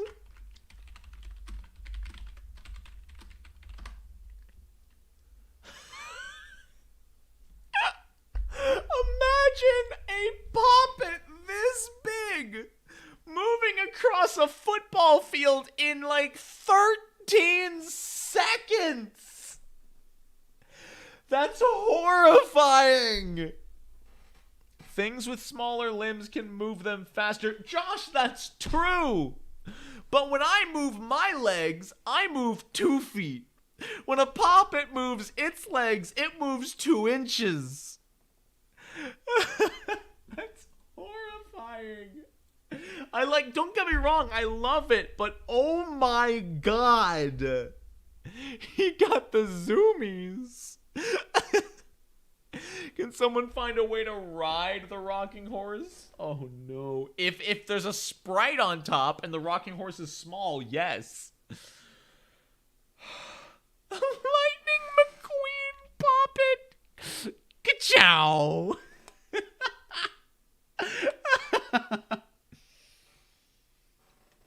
I hate this. Puppet Monk is now my least favorite ancestry class combination in the game. Because keep in mind, this is not a status bonus. This is not a bonus of any kind. Your base move speed is now 30 feet, and monks get unarmored movement. I hate it. A puppet monk. A punk. Oh my god, LeBomb Janes, don't you dare enlarge a quadruped puppet that just... See, what I'm imagining, the worst part of this is that the quadruped puppet... Well, okay, it does say 4 legs. Because I've been picturing a puppet with like 2 legs and 2 arms. Like on all 4s moving towards you. Which is terrifying. And yes... Ghost Puppet is Chucky.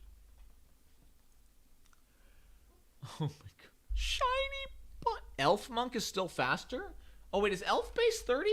Hold on, Elf might be base 30. Is Elf base 30 and I'm stupid and I've overreacted this entire time because I'm drunk? I think you're right. Okay, Elf is base 30. Okay, you're right. But still, a tiny creature moving 30 feet per action is terrifying. Let's look at shiny button eyes. I wish more ancestries were base 30. I'll be honest. I feel like that gives elves way too much of an advantage. Like, I feel like catfolk should have been base 30. I guess that's about it. But at least catfolk should have been base 30. You've polished your eyes to reflect the smallest details in dimmest light. You gain the Canny Acumen skill feat, okay? But you must choose Perception, and +1 against visual illusions. Alright, that's fine. That's auto-trained in Perception and auto-expert at, what, level 5? Level 7? One of the two. Elf is stupid fast, but minus con always hurts. True. Elves kind of need that one thing. Maybe. You can make a tiefling poppet and take the same feat, and then it's a demon poppet monk.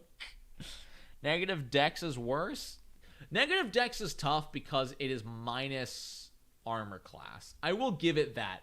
An ability flaw in dexterity, if you're not going a strength build, is rough.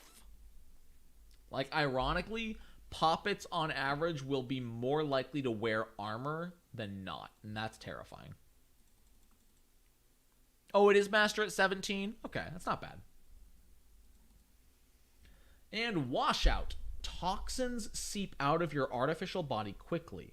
Each time you succeed at a fortitude save against a poison, you reduce the stage by 2. Oh, that's good. Any ancestry that gets an anti-poison feat is huge. Someone did the math recently. Con is better than Dex if your hit points are low. Interesting. I feel like Con is worth more in the late game. Dex is worth more early on. From levels like 1 to 5, a bonus +1 to armor class will take you way farther. But at level like 15 to 30 extra hit points will take you a lot farther. Cantoran reinforcement. That Shrek doll illustration was wearing armor? This one? It looks like a dress to me. It's probably armor, but it looks like a dress. Cunning Tinker. Time spent tending to your own form has unlocked your ability to fix other things. You can cast Mending once per day. At 7th level, it's heightened to 2nd level, and keeps getting heightened every 3 levels after. Even though... Thank you, Paizo. Thank you, Paizo. Even though you're alive and not an object, you can target yourself with this version of Mending to recover hit points. I love it! Thank you. Good luck arguing with your GM whether or not your ally sorcerer can cast Mending on you, but you can sure cast Mending on yourself. Love it!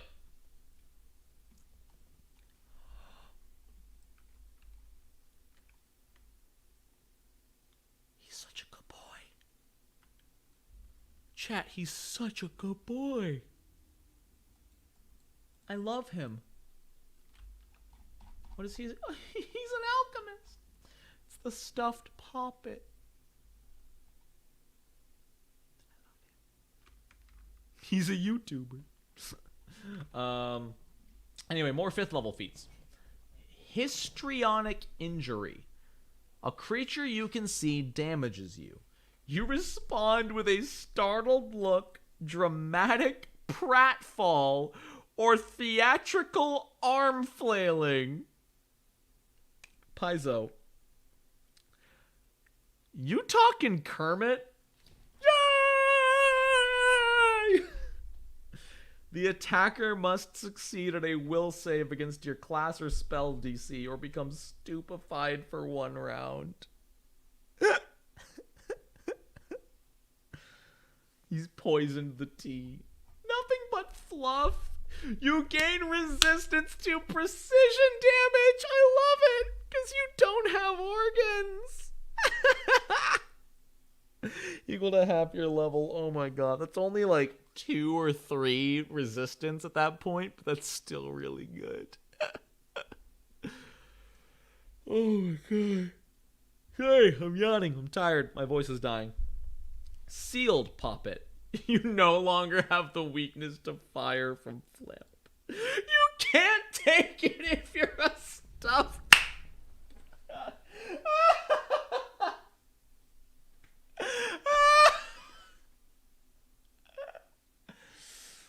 Oh my god. The flavor is just so great. Like, I'm laughing because it's so good. Don't get me wrong. This is not like an, oh my god, that's stupid laugh.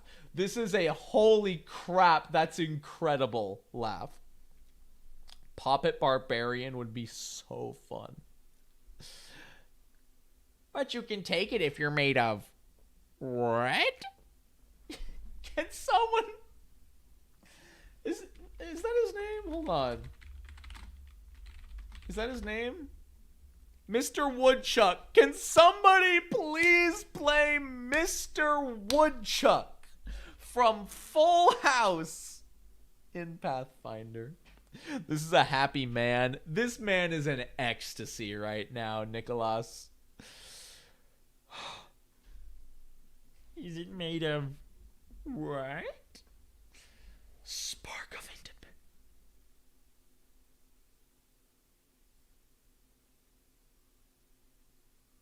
That's so cool! Spark of Independence. For 2 actions, you can touch a creature with the minion trait, like someone summoned by yourself or a spellcaster, and quicken them for a round. You can only step, stride, or strike, but that's still huge. Oh my god. I'm feeling dangerous. Toy Puppet with the cursed background, diabolic bloodline sorcerer, and a harmless toy ancestry feat. Oh, I'm here for it. Oh my god, this is so cool. Or you can swim. If anybody plays a puppet and takes swimming puppet, you're banned from my streams. If you're given the choice between fire retardants, no organs, dramatic pratfall, mending yourself, and giving intelligence to other non-intelligent creatures, and you take swimming, you're banned.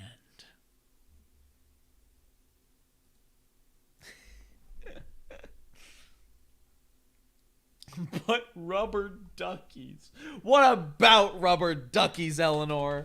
I dropped my dice on the ground and it's gone forever. Rubber ducky puppet. But you can't be a rubber ducky till level 5. Oh my god. Puppets of the world. I'm running an all puppet game. Before the end of 2021, I want to live stream and run an all puppet game for all of you. Thank you, Wilkman, for the subscription. I appreciate it. Scaling puppet, climb speed. Wheedle and jig. You make capering motions and silly sounds to captivate onlookers. You can cast Enthrall at 3rd level once per day. I love it. That's adorable. This is boring. This is flavorful. This is really powerful. This is not. But I like this one. I want to be in the all puppet game. We'll talk shop. Hello, my honey. Hello, my baby. Hello, my ragtime girl. Send me a kiss by wire. Baby, my heart's on fire. If you refuse me, honey, you'll lose me, and you'll be left alone. So, baby, telephone and tell me I'm your own. Impossible gossip. What? You can speak to inanimate objects. You can cast Stone Tell to speak with toys, statues, or other 3D objects crafted to mimic a creature's appearance. Hold on, what is Stone Tell? I'm not familiar. Thank you, Olimar. You can... Wow. Wow. Oh my god, excuse me. Oh my god. The puppet game takes place with giant furniture. Holy cow. Yo! Night Theft dropping the $10 dono. What great singing. You hush up, but thank you. I love it. Honestly, I wish this was a lower level than level 13. I'm sad this is level 13. What level is Stone Tell?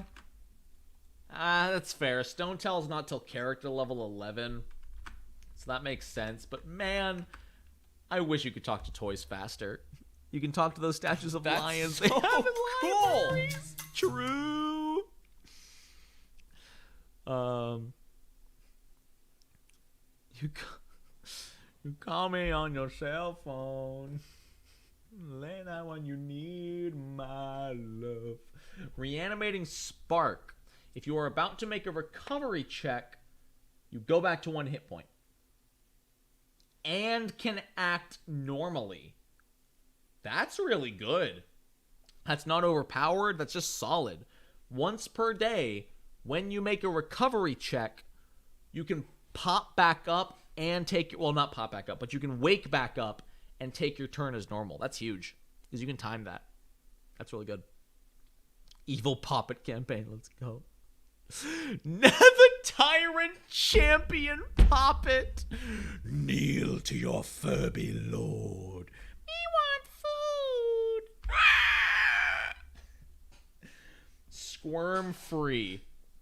You're used to slipping out of a bigger creature's grasp or escaping a child's overly enthusiastic.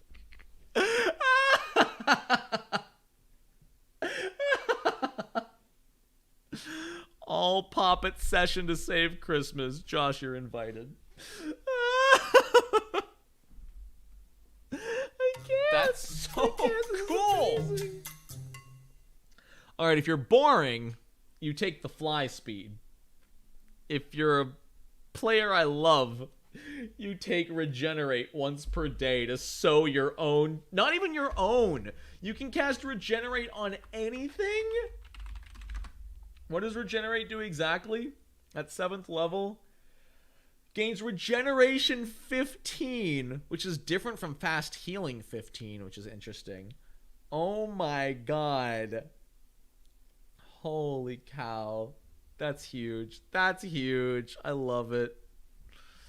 Where can we sign up for the all puppet game? I can't just let everybody join.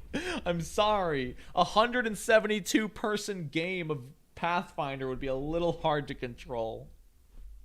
Hold still. The puppet has a needle and was made to look like a doctor.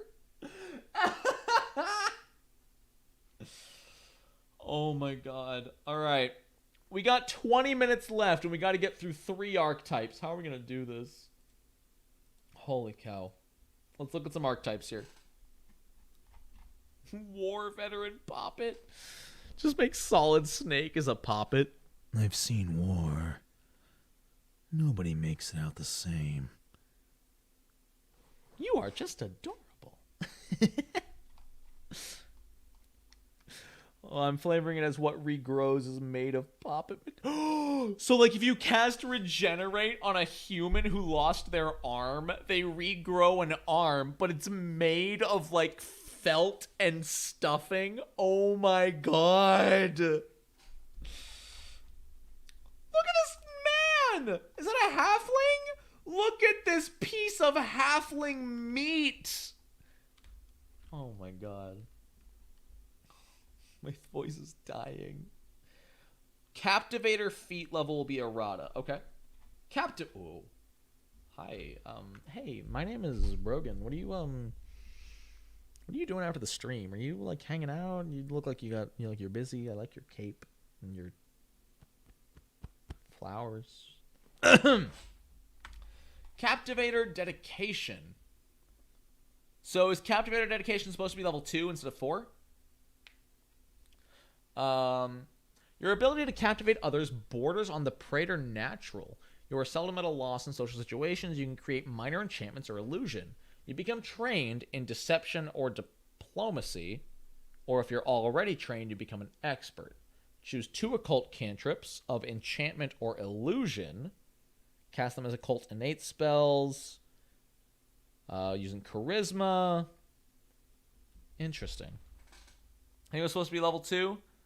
We need to hurry to get through the archetypes. An hour ago. I like this. It's very similar to the Bard archetype, but this is specifically magic through speech, which I love. Also known as hey babe, hey babe. They actually get spells. Choose a first level occult spell from enchantment or illusion. you can cast it as a cult. At 6th level, you get a 2nd level spell. At 8th level, that's a very slow... Well, is that slow or normal scaling for spellcaster dedications? Let me know, chat. I feel like that's slow, but I could be wrong. Because I think normally you get 2nd level at 4th level, 3rd level at 8th. I think that's slow. Captivating intensity. You need to have spellcasting for this. You seem to never run out of the ability to fascinate or distract. You can cast each innate spell an additional time per day. It's really slow? Okay. But you get bonus spell slots at level 6. Oh, wait, other than... Okay, no, it is the same. If you have heightened captivation, you can cast a chosen spell a second time each day. Though one of the 2 times you cast it, it's 2 levels lower than your heightened spell. Okay. Interesting.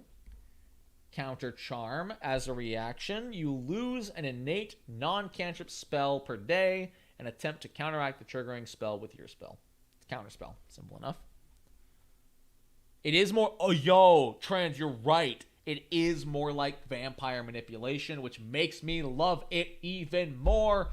My human male Dampier Captivator Bard is happening. Probably Sorcerer, not Bard. What can I say? I love a manipulative vampire. I'm weird. So what is heightened captivation? Choose one of your spells granted by Captivator archetype feats. The spell can't be from your highest level, but the spell you choose is heightened to the highest level you can cast. Interesting. Wait. I feel like this needs errata, which it sounds like it's getting anyway. But the spell you choose is heightened to the highest level you can cast. Which means you can no longer cast it at its normal level. At level 8, if you have level 4 spells, and you have a level 1, just for sake of example, Magic Missile, and you take heightened captivation for Magic Missile, can you no longer cast Magic Missile at level 1? I think that's what's intended, LeBom James, is that it becomes a signature spell. But that's not what it says. It says the spell you choose is heightened, not that you can't heighten it. This is worded weird. I think what's implied is that you can cast Magic Missile at level 1 and 4. But the way it's worded is that you can no longer cast a level 1 spell. Real quick, eat some garlic. I want to test some. Sorry, Thu. I'm not hungry. Josh, I don't know what you're talking about. My incisors are like... I mean, come on, dude. Come on. What are you talking about? You are insane.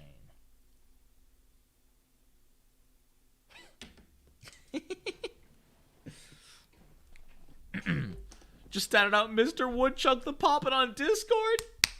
Taco, there's a reason you're a mod. Why aren't you a mod in the stream? What am I doing? Taco, I'm sorry. Let me mod you real quick. Oh my god. Imagine not being a mod in the stream, but also being a mod in the Discord. Give me 2 seconds while it catches up. And mod. Look at us growing our mods. Our mod family. Sounds like a typo. How'd you get that so fast? Don't ask questions, Josh. Don't ask questions. Expert spellcasting. 4th level, 5th level, 6th level. Yeah. I have evolved. Welcome to the Blue Name group. Reactive Charm. Once per day, if you are the target of a spell or attack, you cast any of your... What? As a reaction, you can cast a 1st level spell that takes 2 actions or fewer to cast from the enchantment school. I will say, at level 10, this is pretty bad. I will say that because, well, hold on. So the reason I say that it's pretty bad is because a ton of enchantment spells have incapacitation. So even if you can cast a first level charm spell, it's still only a first level charm spell, which means any creature above level 2 treats their saving throw as 1 better. Now, are there... Hold on. Let's take a look together. Let's look together at the occult spell list here. You do not have... Okay, I see. But let's take a look here at level 1 spells. Those are cantrips. So you could cast Bane for free. Casting Bane as a reaction is great. Yo! Creative Burst! Dropping the $20 dono. Imagine that with Charming Touch? What is Charming Touch? I'm not familiar. It's a first level focus spell. Interesting. Thank you for the $20 so much. What is this? Is this a... What class is... It's a cleric? That's so Cool. The Passion Domain. That is enchantment. You cast any of your first level enchantment spells. So there's a problem here, Creative Burst. There's a problem here. This will not be level 1. Because you are level 10 when you take this feat, this is now a level 5 spell. Yeah, Laszlo got there. Charming Touch would be a level 5 spell, not level 1, unfortunately. However, so let me see though. So you can cast any of these level 1 spells. Level 1 spells that are enchantments. So you could cast Bane for free, which ain't bad. You could cast Schadenfreude. No, you couldn't. That's a reaction. What could you cast? What? Does this have any really good... you could cast Sleep, but again, incapacitation. Sleep has incapacitation, right? Yeah, it does. You could cast... That's all the enchantments down there. There's not a lot. Liberating Command? You could cast Liberating Command for free to attempt to escape an ally. You could cast... Okay, so someone... I did see someone in chat did say Fear. And Fear does not have incapacitation. Yo, is Soothe enchantment? Wait, no way. No way.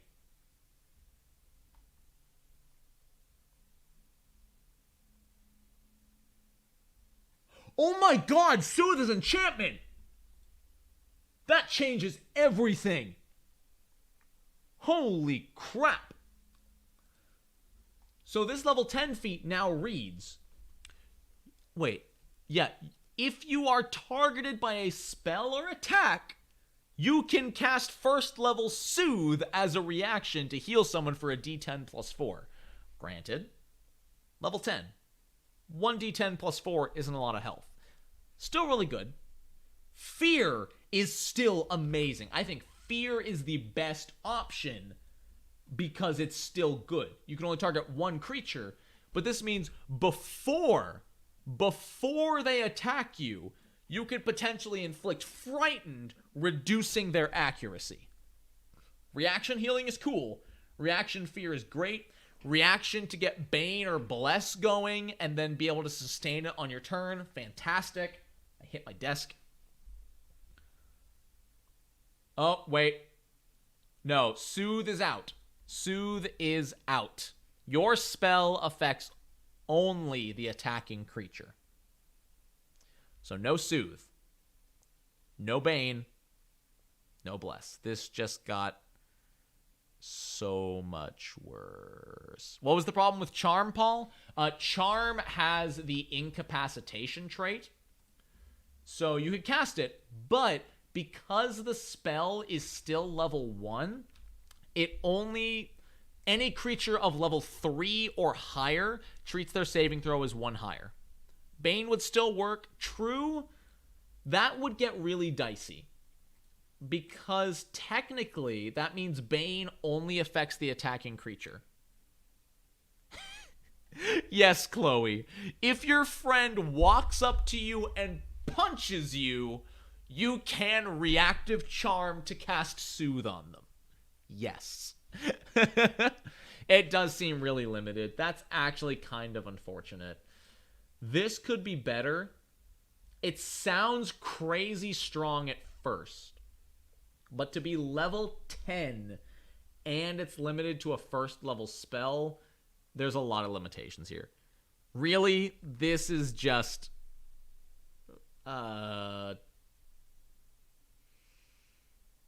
this is just fear.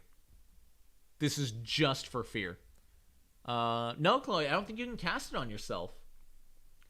The attacking creature, your spell affects only the attacking creature. So yeah, you can't target yourself. You can't target your ally. You can't use a cantrip. Unfortunately, I mean, you could punch yourself and use it, I guess. This is not as good as it sounds on paper. Like, unless there's spells I'm missing that I'm not thinking of, this is incredibly limited, which is kind of unfortunate. You can Bane, but it only affects them. Exactly. It's good if you're fighting one boss enemy. I guess you can Bane as a reaction. I'm disappointed. I'm actually really disappointed. That's unfortunate. Command will work to make it lose the attack. Will it? Command doesn't have... Let me see. Command does not have incapacitation. You can command the target. Even then, technically, command wouldn't work until the following turn. Because command affects their next turn. And if it is cast during their current turn, technically their next turn is the following round. Yeah, so that's... This is way too limiting. I get what they tried to do, but they need more support for it, or let you use higher level spells. They tried to be very careful not to make it overpowered, and for that I appreciate it, but it ended up being incredibly underpowered. Damn, guys, this is looking real bad. It's unfortunate. What is Effortless Captivation? As a free action, when your turn begins... Okay, hold up. Let's talk about this. Let's talk about this. But first, Derek dropping the $9.99 freaking super chat. Thank you for your generosity. Good stuff. Can't wait to dig into this book myself. Man, I love this book. This book is incredible. Y'all, if you're GMing Pathfinder and you're going to buy one book, snag the Grand Bazaar. It is the best thing you can pick for yourself, even though we haven't covered, like, any of it today. But Effortless Captivation. Can we talk about how this stacks with a, this stacks with the caster feats that let you become permanently quickened to sustain a spell. Wait, doesn't stack with, wait, it doesn't stack with it? That's so, wait. Cool! It doesn't stack?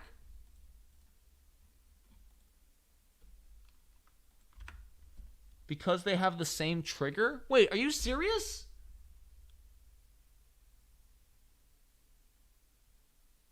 Are you sure?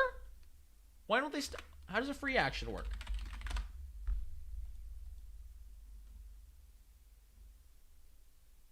Oh my god, you're right.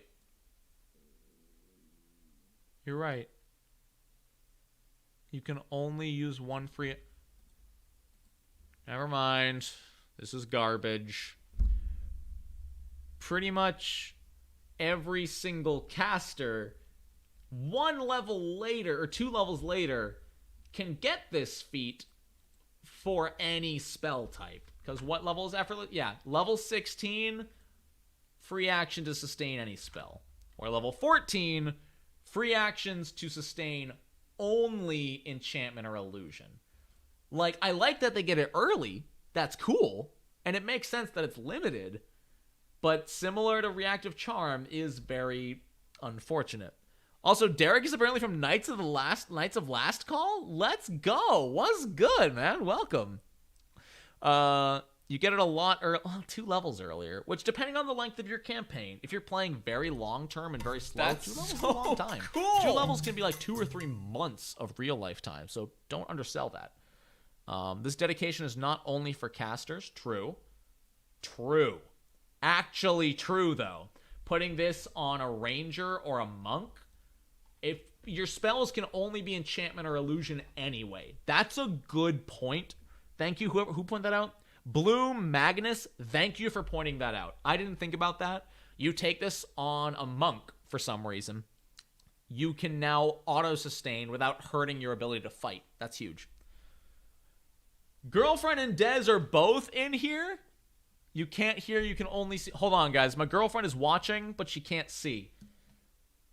Or sorry, my girlfriend can see, but she can't hear. So what she's saying is not to do another half shot of Fireball. But Dez just donated $2. Meaning I should do a shot of Fireball, right? Just a little bit? Just a little bit? Just a little bit. Just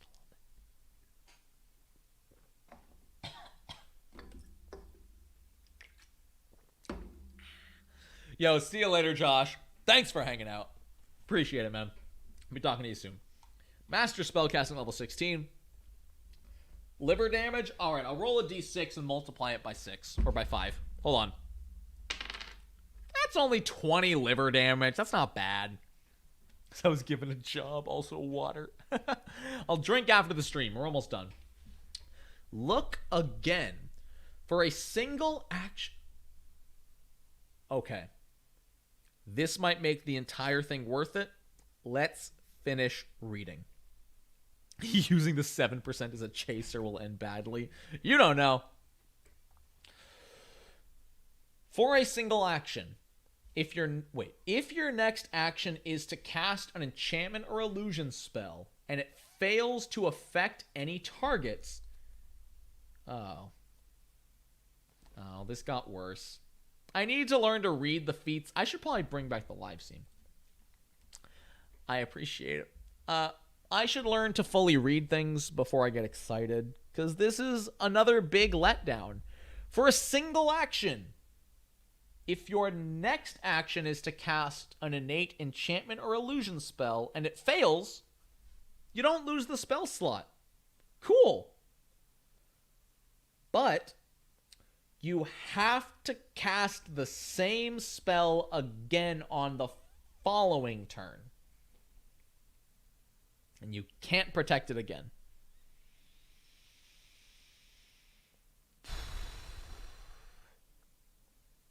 You don't get to, cast it again on the same turn. You have to cast it again on the following turn. That's a level 18 feat. Come on. Captivator is really a big letdown. I love the idea. I love the vampiric, mesmerist, kind of controlling people. It's super cool. But there's always a but with this archetype. Yeah. It's advantage over time, which is not good enough. I thought this was going to be and I don't, correct me, this wouldn't be overpowered for this level 18 archetype feat to allow you to, if your spell didn't affect a single target, make them re-roll the save and take the lower result. Would that not be fair? Don't let it work on area spells. Let it be meta magic on a single target that forces them to roll their save at disadvantage. Once per day! Level 18! That wouldn't be overpowered!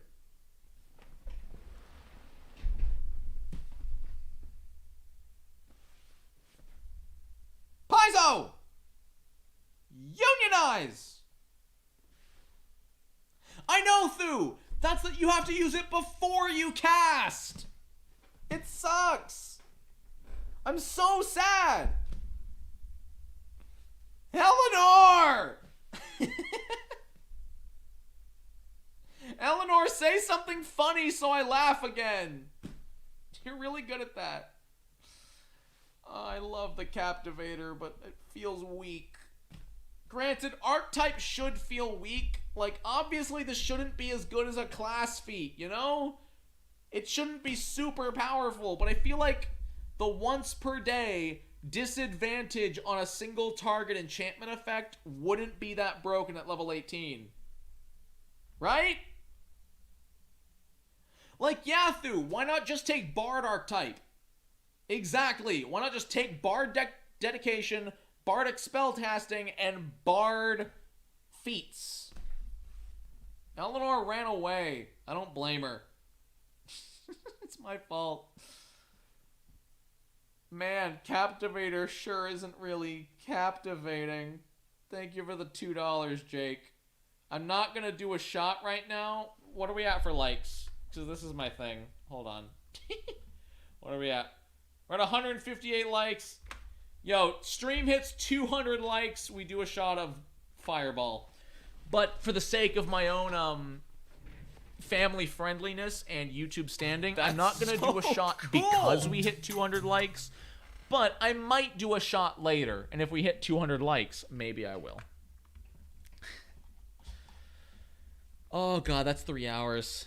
It is very much about flavor and social encounters, which, to be fair, a lot of these feats on commoners and low-level NPCs are great.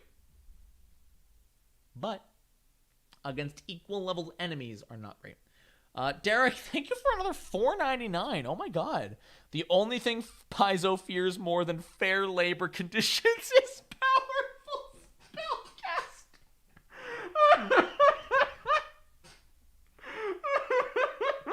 That's so cool. You can't. Not when I'm so drunk. Derek, I don't even know you personally, but oh my God. Oh, that's funny, but like unionized Paizo though. It does make it so if you fail, you don't lose the slot. True, but you have to cast it again on the following turn, otherwise you lose the slot. Oh my God. Yeah. Like, manipulating a noble NPC would be awesome, but holy cow. Oh, does it give 9? Does it actually give 9th level spells? At 20th level. Yeah, it's good. It's fine. It's good.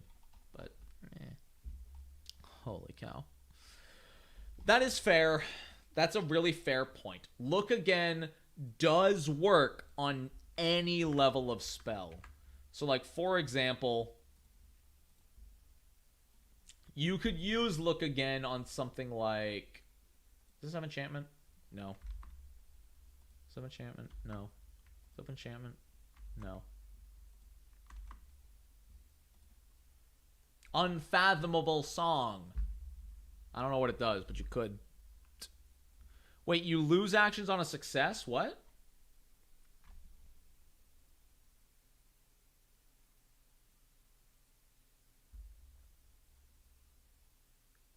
Oh my God, you're not even wrong. You only keep the spell slot if it fails to affect any target. If you happen to cast a spell that has a success effect, it still counts.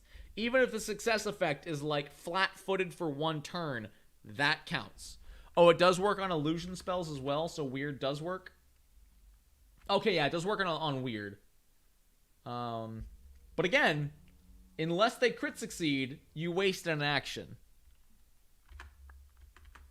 No, Paul, that is what a lot of people are defending, is that Captivator does get a 9th level spell at level 20. That's what a lot of people are defending, is that it does get a higher level spell access. I literally ranted about Future Path for 20 minutes on my stream going through the playtest. It's garbage? Wait, is that a spell? Future Path?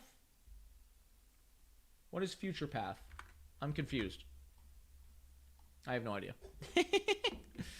And the effect only functions on your next turn? I don't know. It's sad. But, oh, I don't have time to go through 2 more. Spell Trickster looks cool. It looks like a pretty basic, like, what is it, like, pretend to use spells? When you cast Mage Hand, you can modify its target to be a set of Thieves' Tools. When you cast... Oh, that's cool. Does the Spell Trickster alter spells? It's a Psychic Focus spell. Okay, gotcha.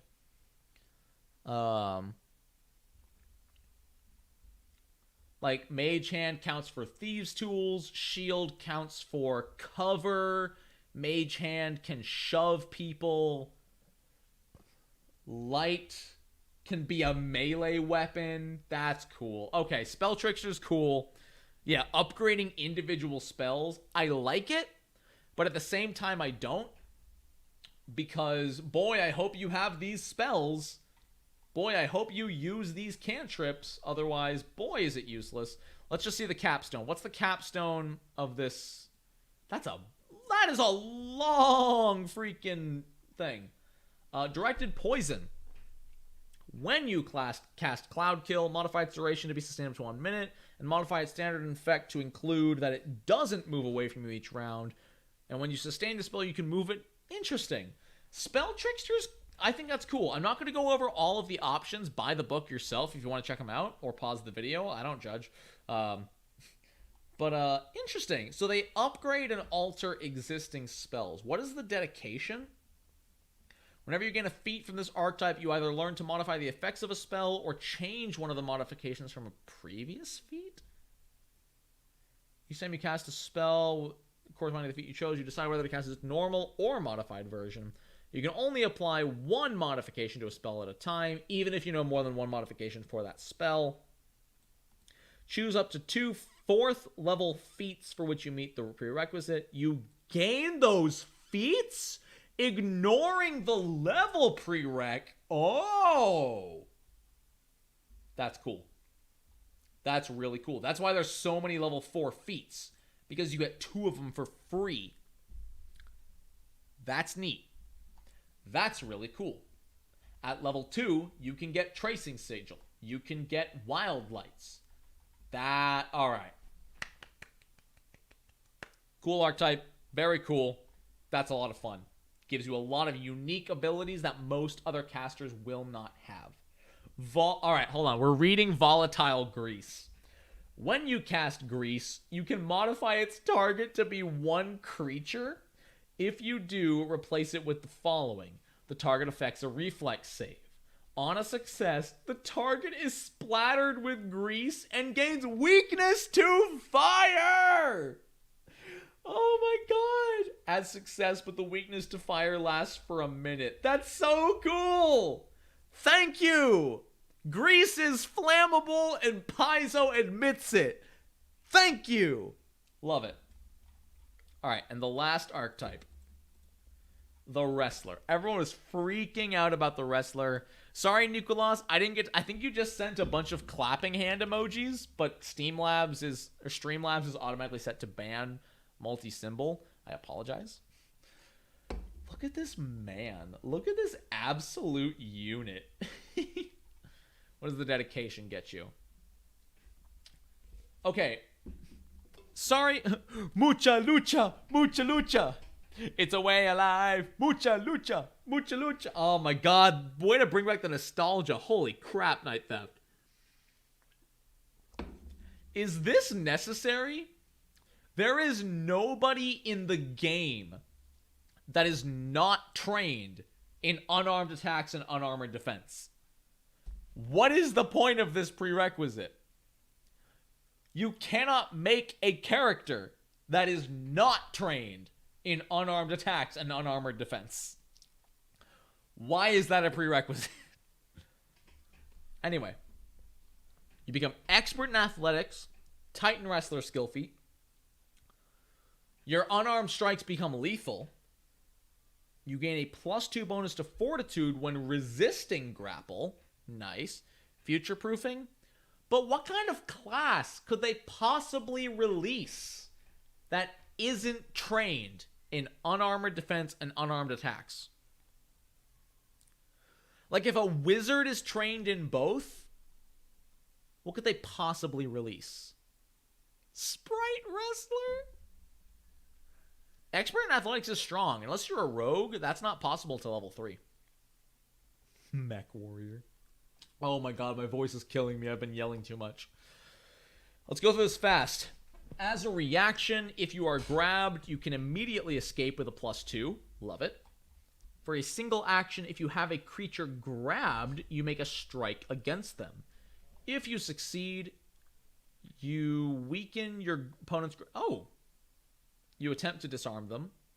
Yo! Interesting. It turns disarm into an attack instead of a skill check. That's kind of cool. Fair enough.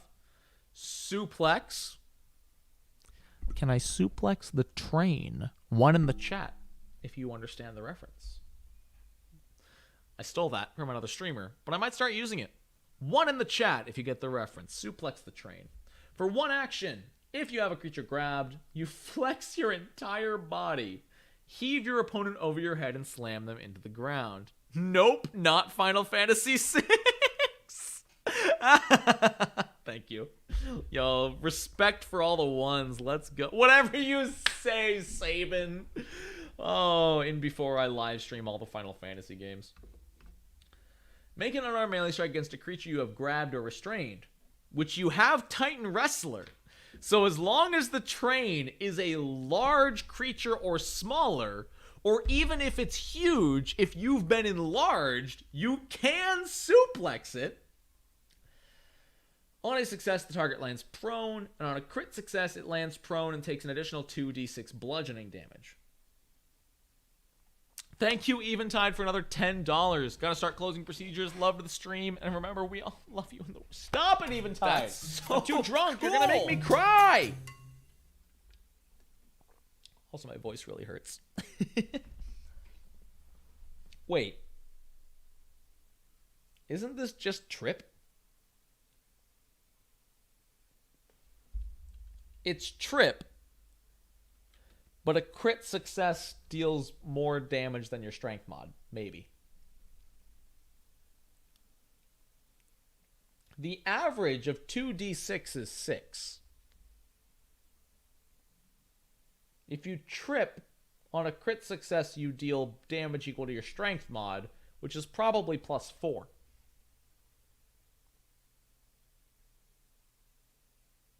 This is... It doesn't have the attack trait. It does not have the attack trait. Wait, but no, but you still make a melee strike, which does have the attack trait. Wait. Average of 2d6 is 7. That's fair. It's between 2 and 12. That's fair. But still. Why not just trip him? Oh, you deal your full strike damage. Oh, see, this is why I live stream these first impressions, so you guys can help me. Okay. If you're level 4 and you're striking, that's 4d6 damage on a normal attack. 8d6 on a crit. All right, I see why this feat is pretty decent. All right. I see you. This is cool. Just saying Sabin will probably do more than 12 damage, but still. Why are there children screaming outside my window? That's terrifying. Clinch strike as a reaction. Oh, that's so good! Oh my god! As a reaction, if a creature escapes your grab, you get attack of opportunity. Love it. For 2 actions, running tackle, stride up to your speed, and make a strike. If you hit, you can attempt to shove. That's really bad. Well, yes and no. It's 3 actions for 2, but the shove is still at -5. Against enemies with low fortitude saves, this is good. The problem is that fortitude is the highest monster save in the game, on average. That's okay. I don't know if I'd take running tackle. They got hit by a truck. The witch is not trained in any arm. What? I don't believe you. I don't believe you.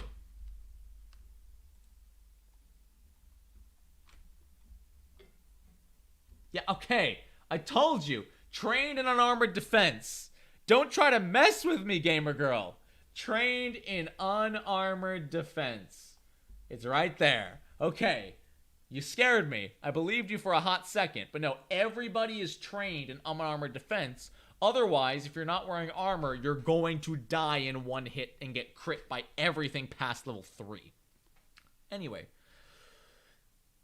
Strangle. For one action, if you have a creature grabbed, make a strike against them. On a success, you gain a circumstance bonus of damage equal to damage dice, and you silence the target. Nice. All right, fair. One action, attack again, and silence them until the start of your next turn. Or until it escapes. Nice. Okay, Path Builder's... Yo, is Path Builder missing that? Wow. That's fine. You can't... Again, like, Path Builder and Wanderer's Guide, they're both made by, like, teams of 1 or 2 people. So, like, you can't blame them for having a bug or two. Taco, there's a reason you're my mod. And a message like that is why. I personally am untrained in unarmored defense. So much for my wrestler dedication. Womp womp. Same, though. Submission hold. If you have a creature grabbed, your iron grip slowly saps your opponent's strength. For one action, grapple the creature you have grabbed. On a crit success... They are enfeebled too? That's so rude! Escape is, well, unless you have certain archetypes or feats, escape... Wait. Isn't it an option?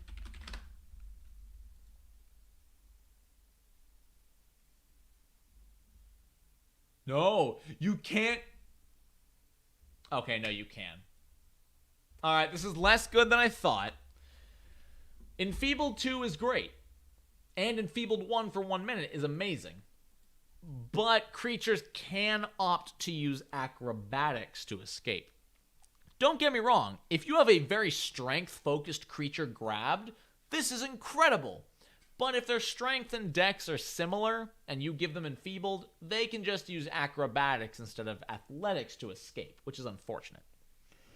Oh my god, Cam, you're so right. I think there is there a monk trait? Which one is that? I think there's a monk that gives you reach grapples. That actually brings up an interesting question. Do any of these abilities apply to an Eidolon of a summoner? That's a good question.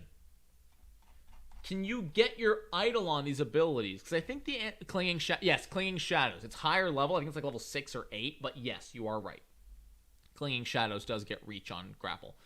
But none of these have any effects on Eidolons, do they? That would be awesome if you could, but also overpowered. Imagine a freaking wrestler plant Eidolon. Why can't your Eidolon get archetypes? I'm sorry. Is there a feat called Aerial Piledriver?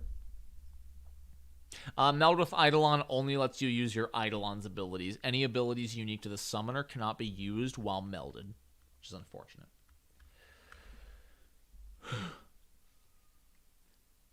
Mora, you're alone in the office? Chat, let's get some love for girlfriend. I'm drunk. Give her the love. So, Aerial Piledriver. 2 actions. If you have a creature grabbed. Heaving both yourself and your opponent into the air, you bring them crashing to the ground. Make an unarmed melee strike. The strike deals 1d6 additional damage per damage die. Oh my god! At level 10, that's plus 2 or 3d6. Holy cow! If your opponent, or if your attack succeeds, the target lands prone. If your attack fails, they are no longer grabbed. If your attack crit fails, you fall prone. That's unfortunate. This is really cool. Put this on a fighter? Oh my god. As someone who is also alone in the office, can relate. Yo, Taka, are you at the Dwarf Forge office right now? Alone in office. Look out for murder puppet monks. Excuse me, Tamadesti. It's poppet, not puppet. Thanks. Oh boy. It's like power attack for All right, and everyone was freaking out over Spine Breaker. For one action, if you have a creature grabbed, you attempt an athletics check to grapple. If you succeed, they're clumsy. If you crit succeed, they're clumsy 2 and clumsy 1 for 1 minute. This is good. Like, don't get me wrong, it's not bad. The clumsy 1 is great. That'll lower their armor class 9 times out of 10, but this is what people were freaking out about? Squeezing them so hard they become clumsy? Granted, it doesn't say it ends your grab.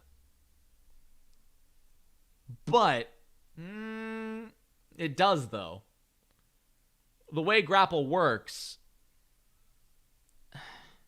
either you're doing this the same turn you grab someone at -5, or you're doing it on the following turn, but at the end of that turn, they're no longer grabbed.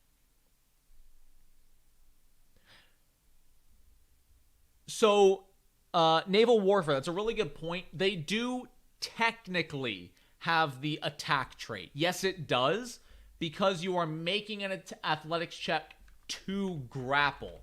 And grapple does have the attack trait, as you can see here. So yes, it does technically have the attack trait, incurring the multiple attack penalty. Same with submission hold.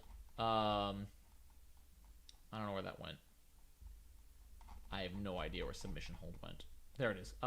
Yeah, athletics check to grapple has the attack trait. Again, why this is great on gymnasts with agile maneuvers? I don't remember what that does.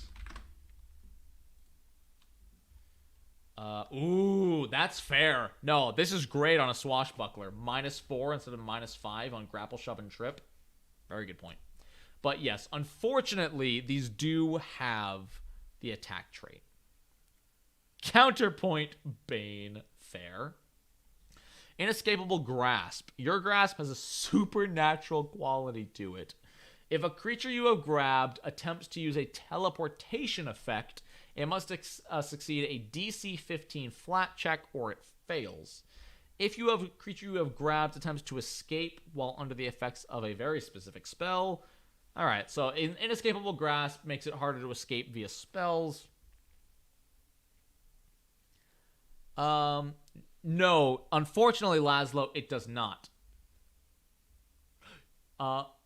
With the following effects instead of the usual effects. So unfortunately, even if you crit succeed Spine Breaker's grapple, it does not renew your grab because it is instead of the usual effects. It does not re-grab the target, which sucks. I think it should. I am with you. I think that's how it should work. But sadly, it's not how it works. Form Lock, the final feat we're going to talk about here today. For one I punched you. I'm so sorry. For one action, you have a creature grabbed. Your ability to manipulate your enemy's body is potent enough that you can tear and break apart alternate forms. Attempt an athletics check to counteract a polymorph effect? That's amazing! You're not a wolf! You're a person! That's amazing. Yeah, DC 15 to stop a teleport is great. Form Lock is so cool. I'm gonna rip the wolf out of you. Wait, are werewolves polymorph? Hold on. This is the last thing we're gonna look at today. Werewolf. Were-creature. There's nothing that says polymorph about werewolf, which is unfortunate. Moon Frenzy? Wait! When a full moon appears in the night sky, the werewolf must enter hybrid form. Become one size You can un-werewolf a werewolf! It has the polymorph trait!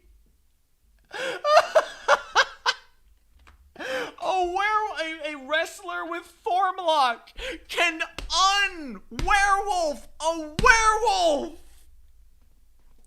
That's the end of the stream! We are ending the stream with that! You can squeeze someone so hard, they're no longer a werewolf. End of stream.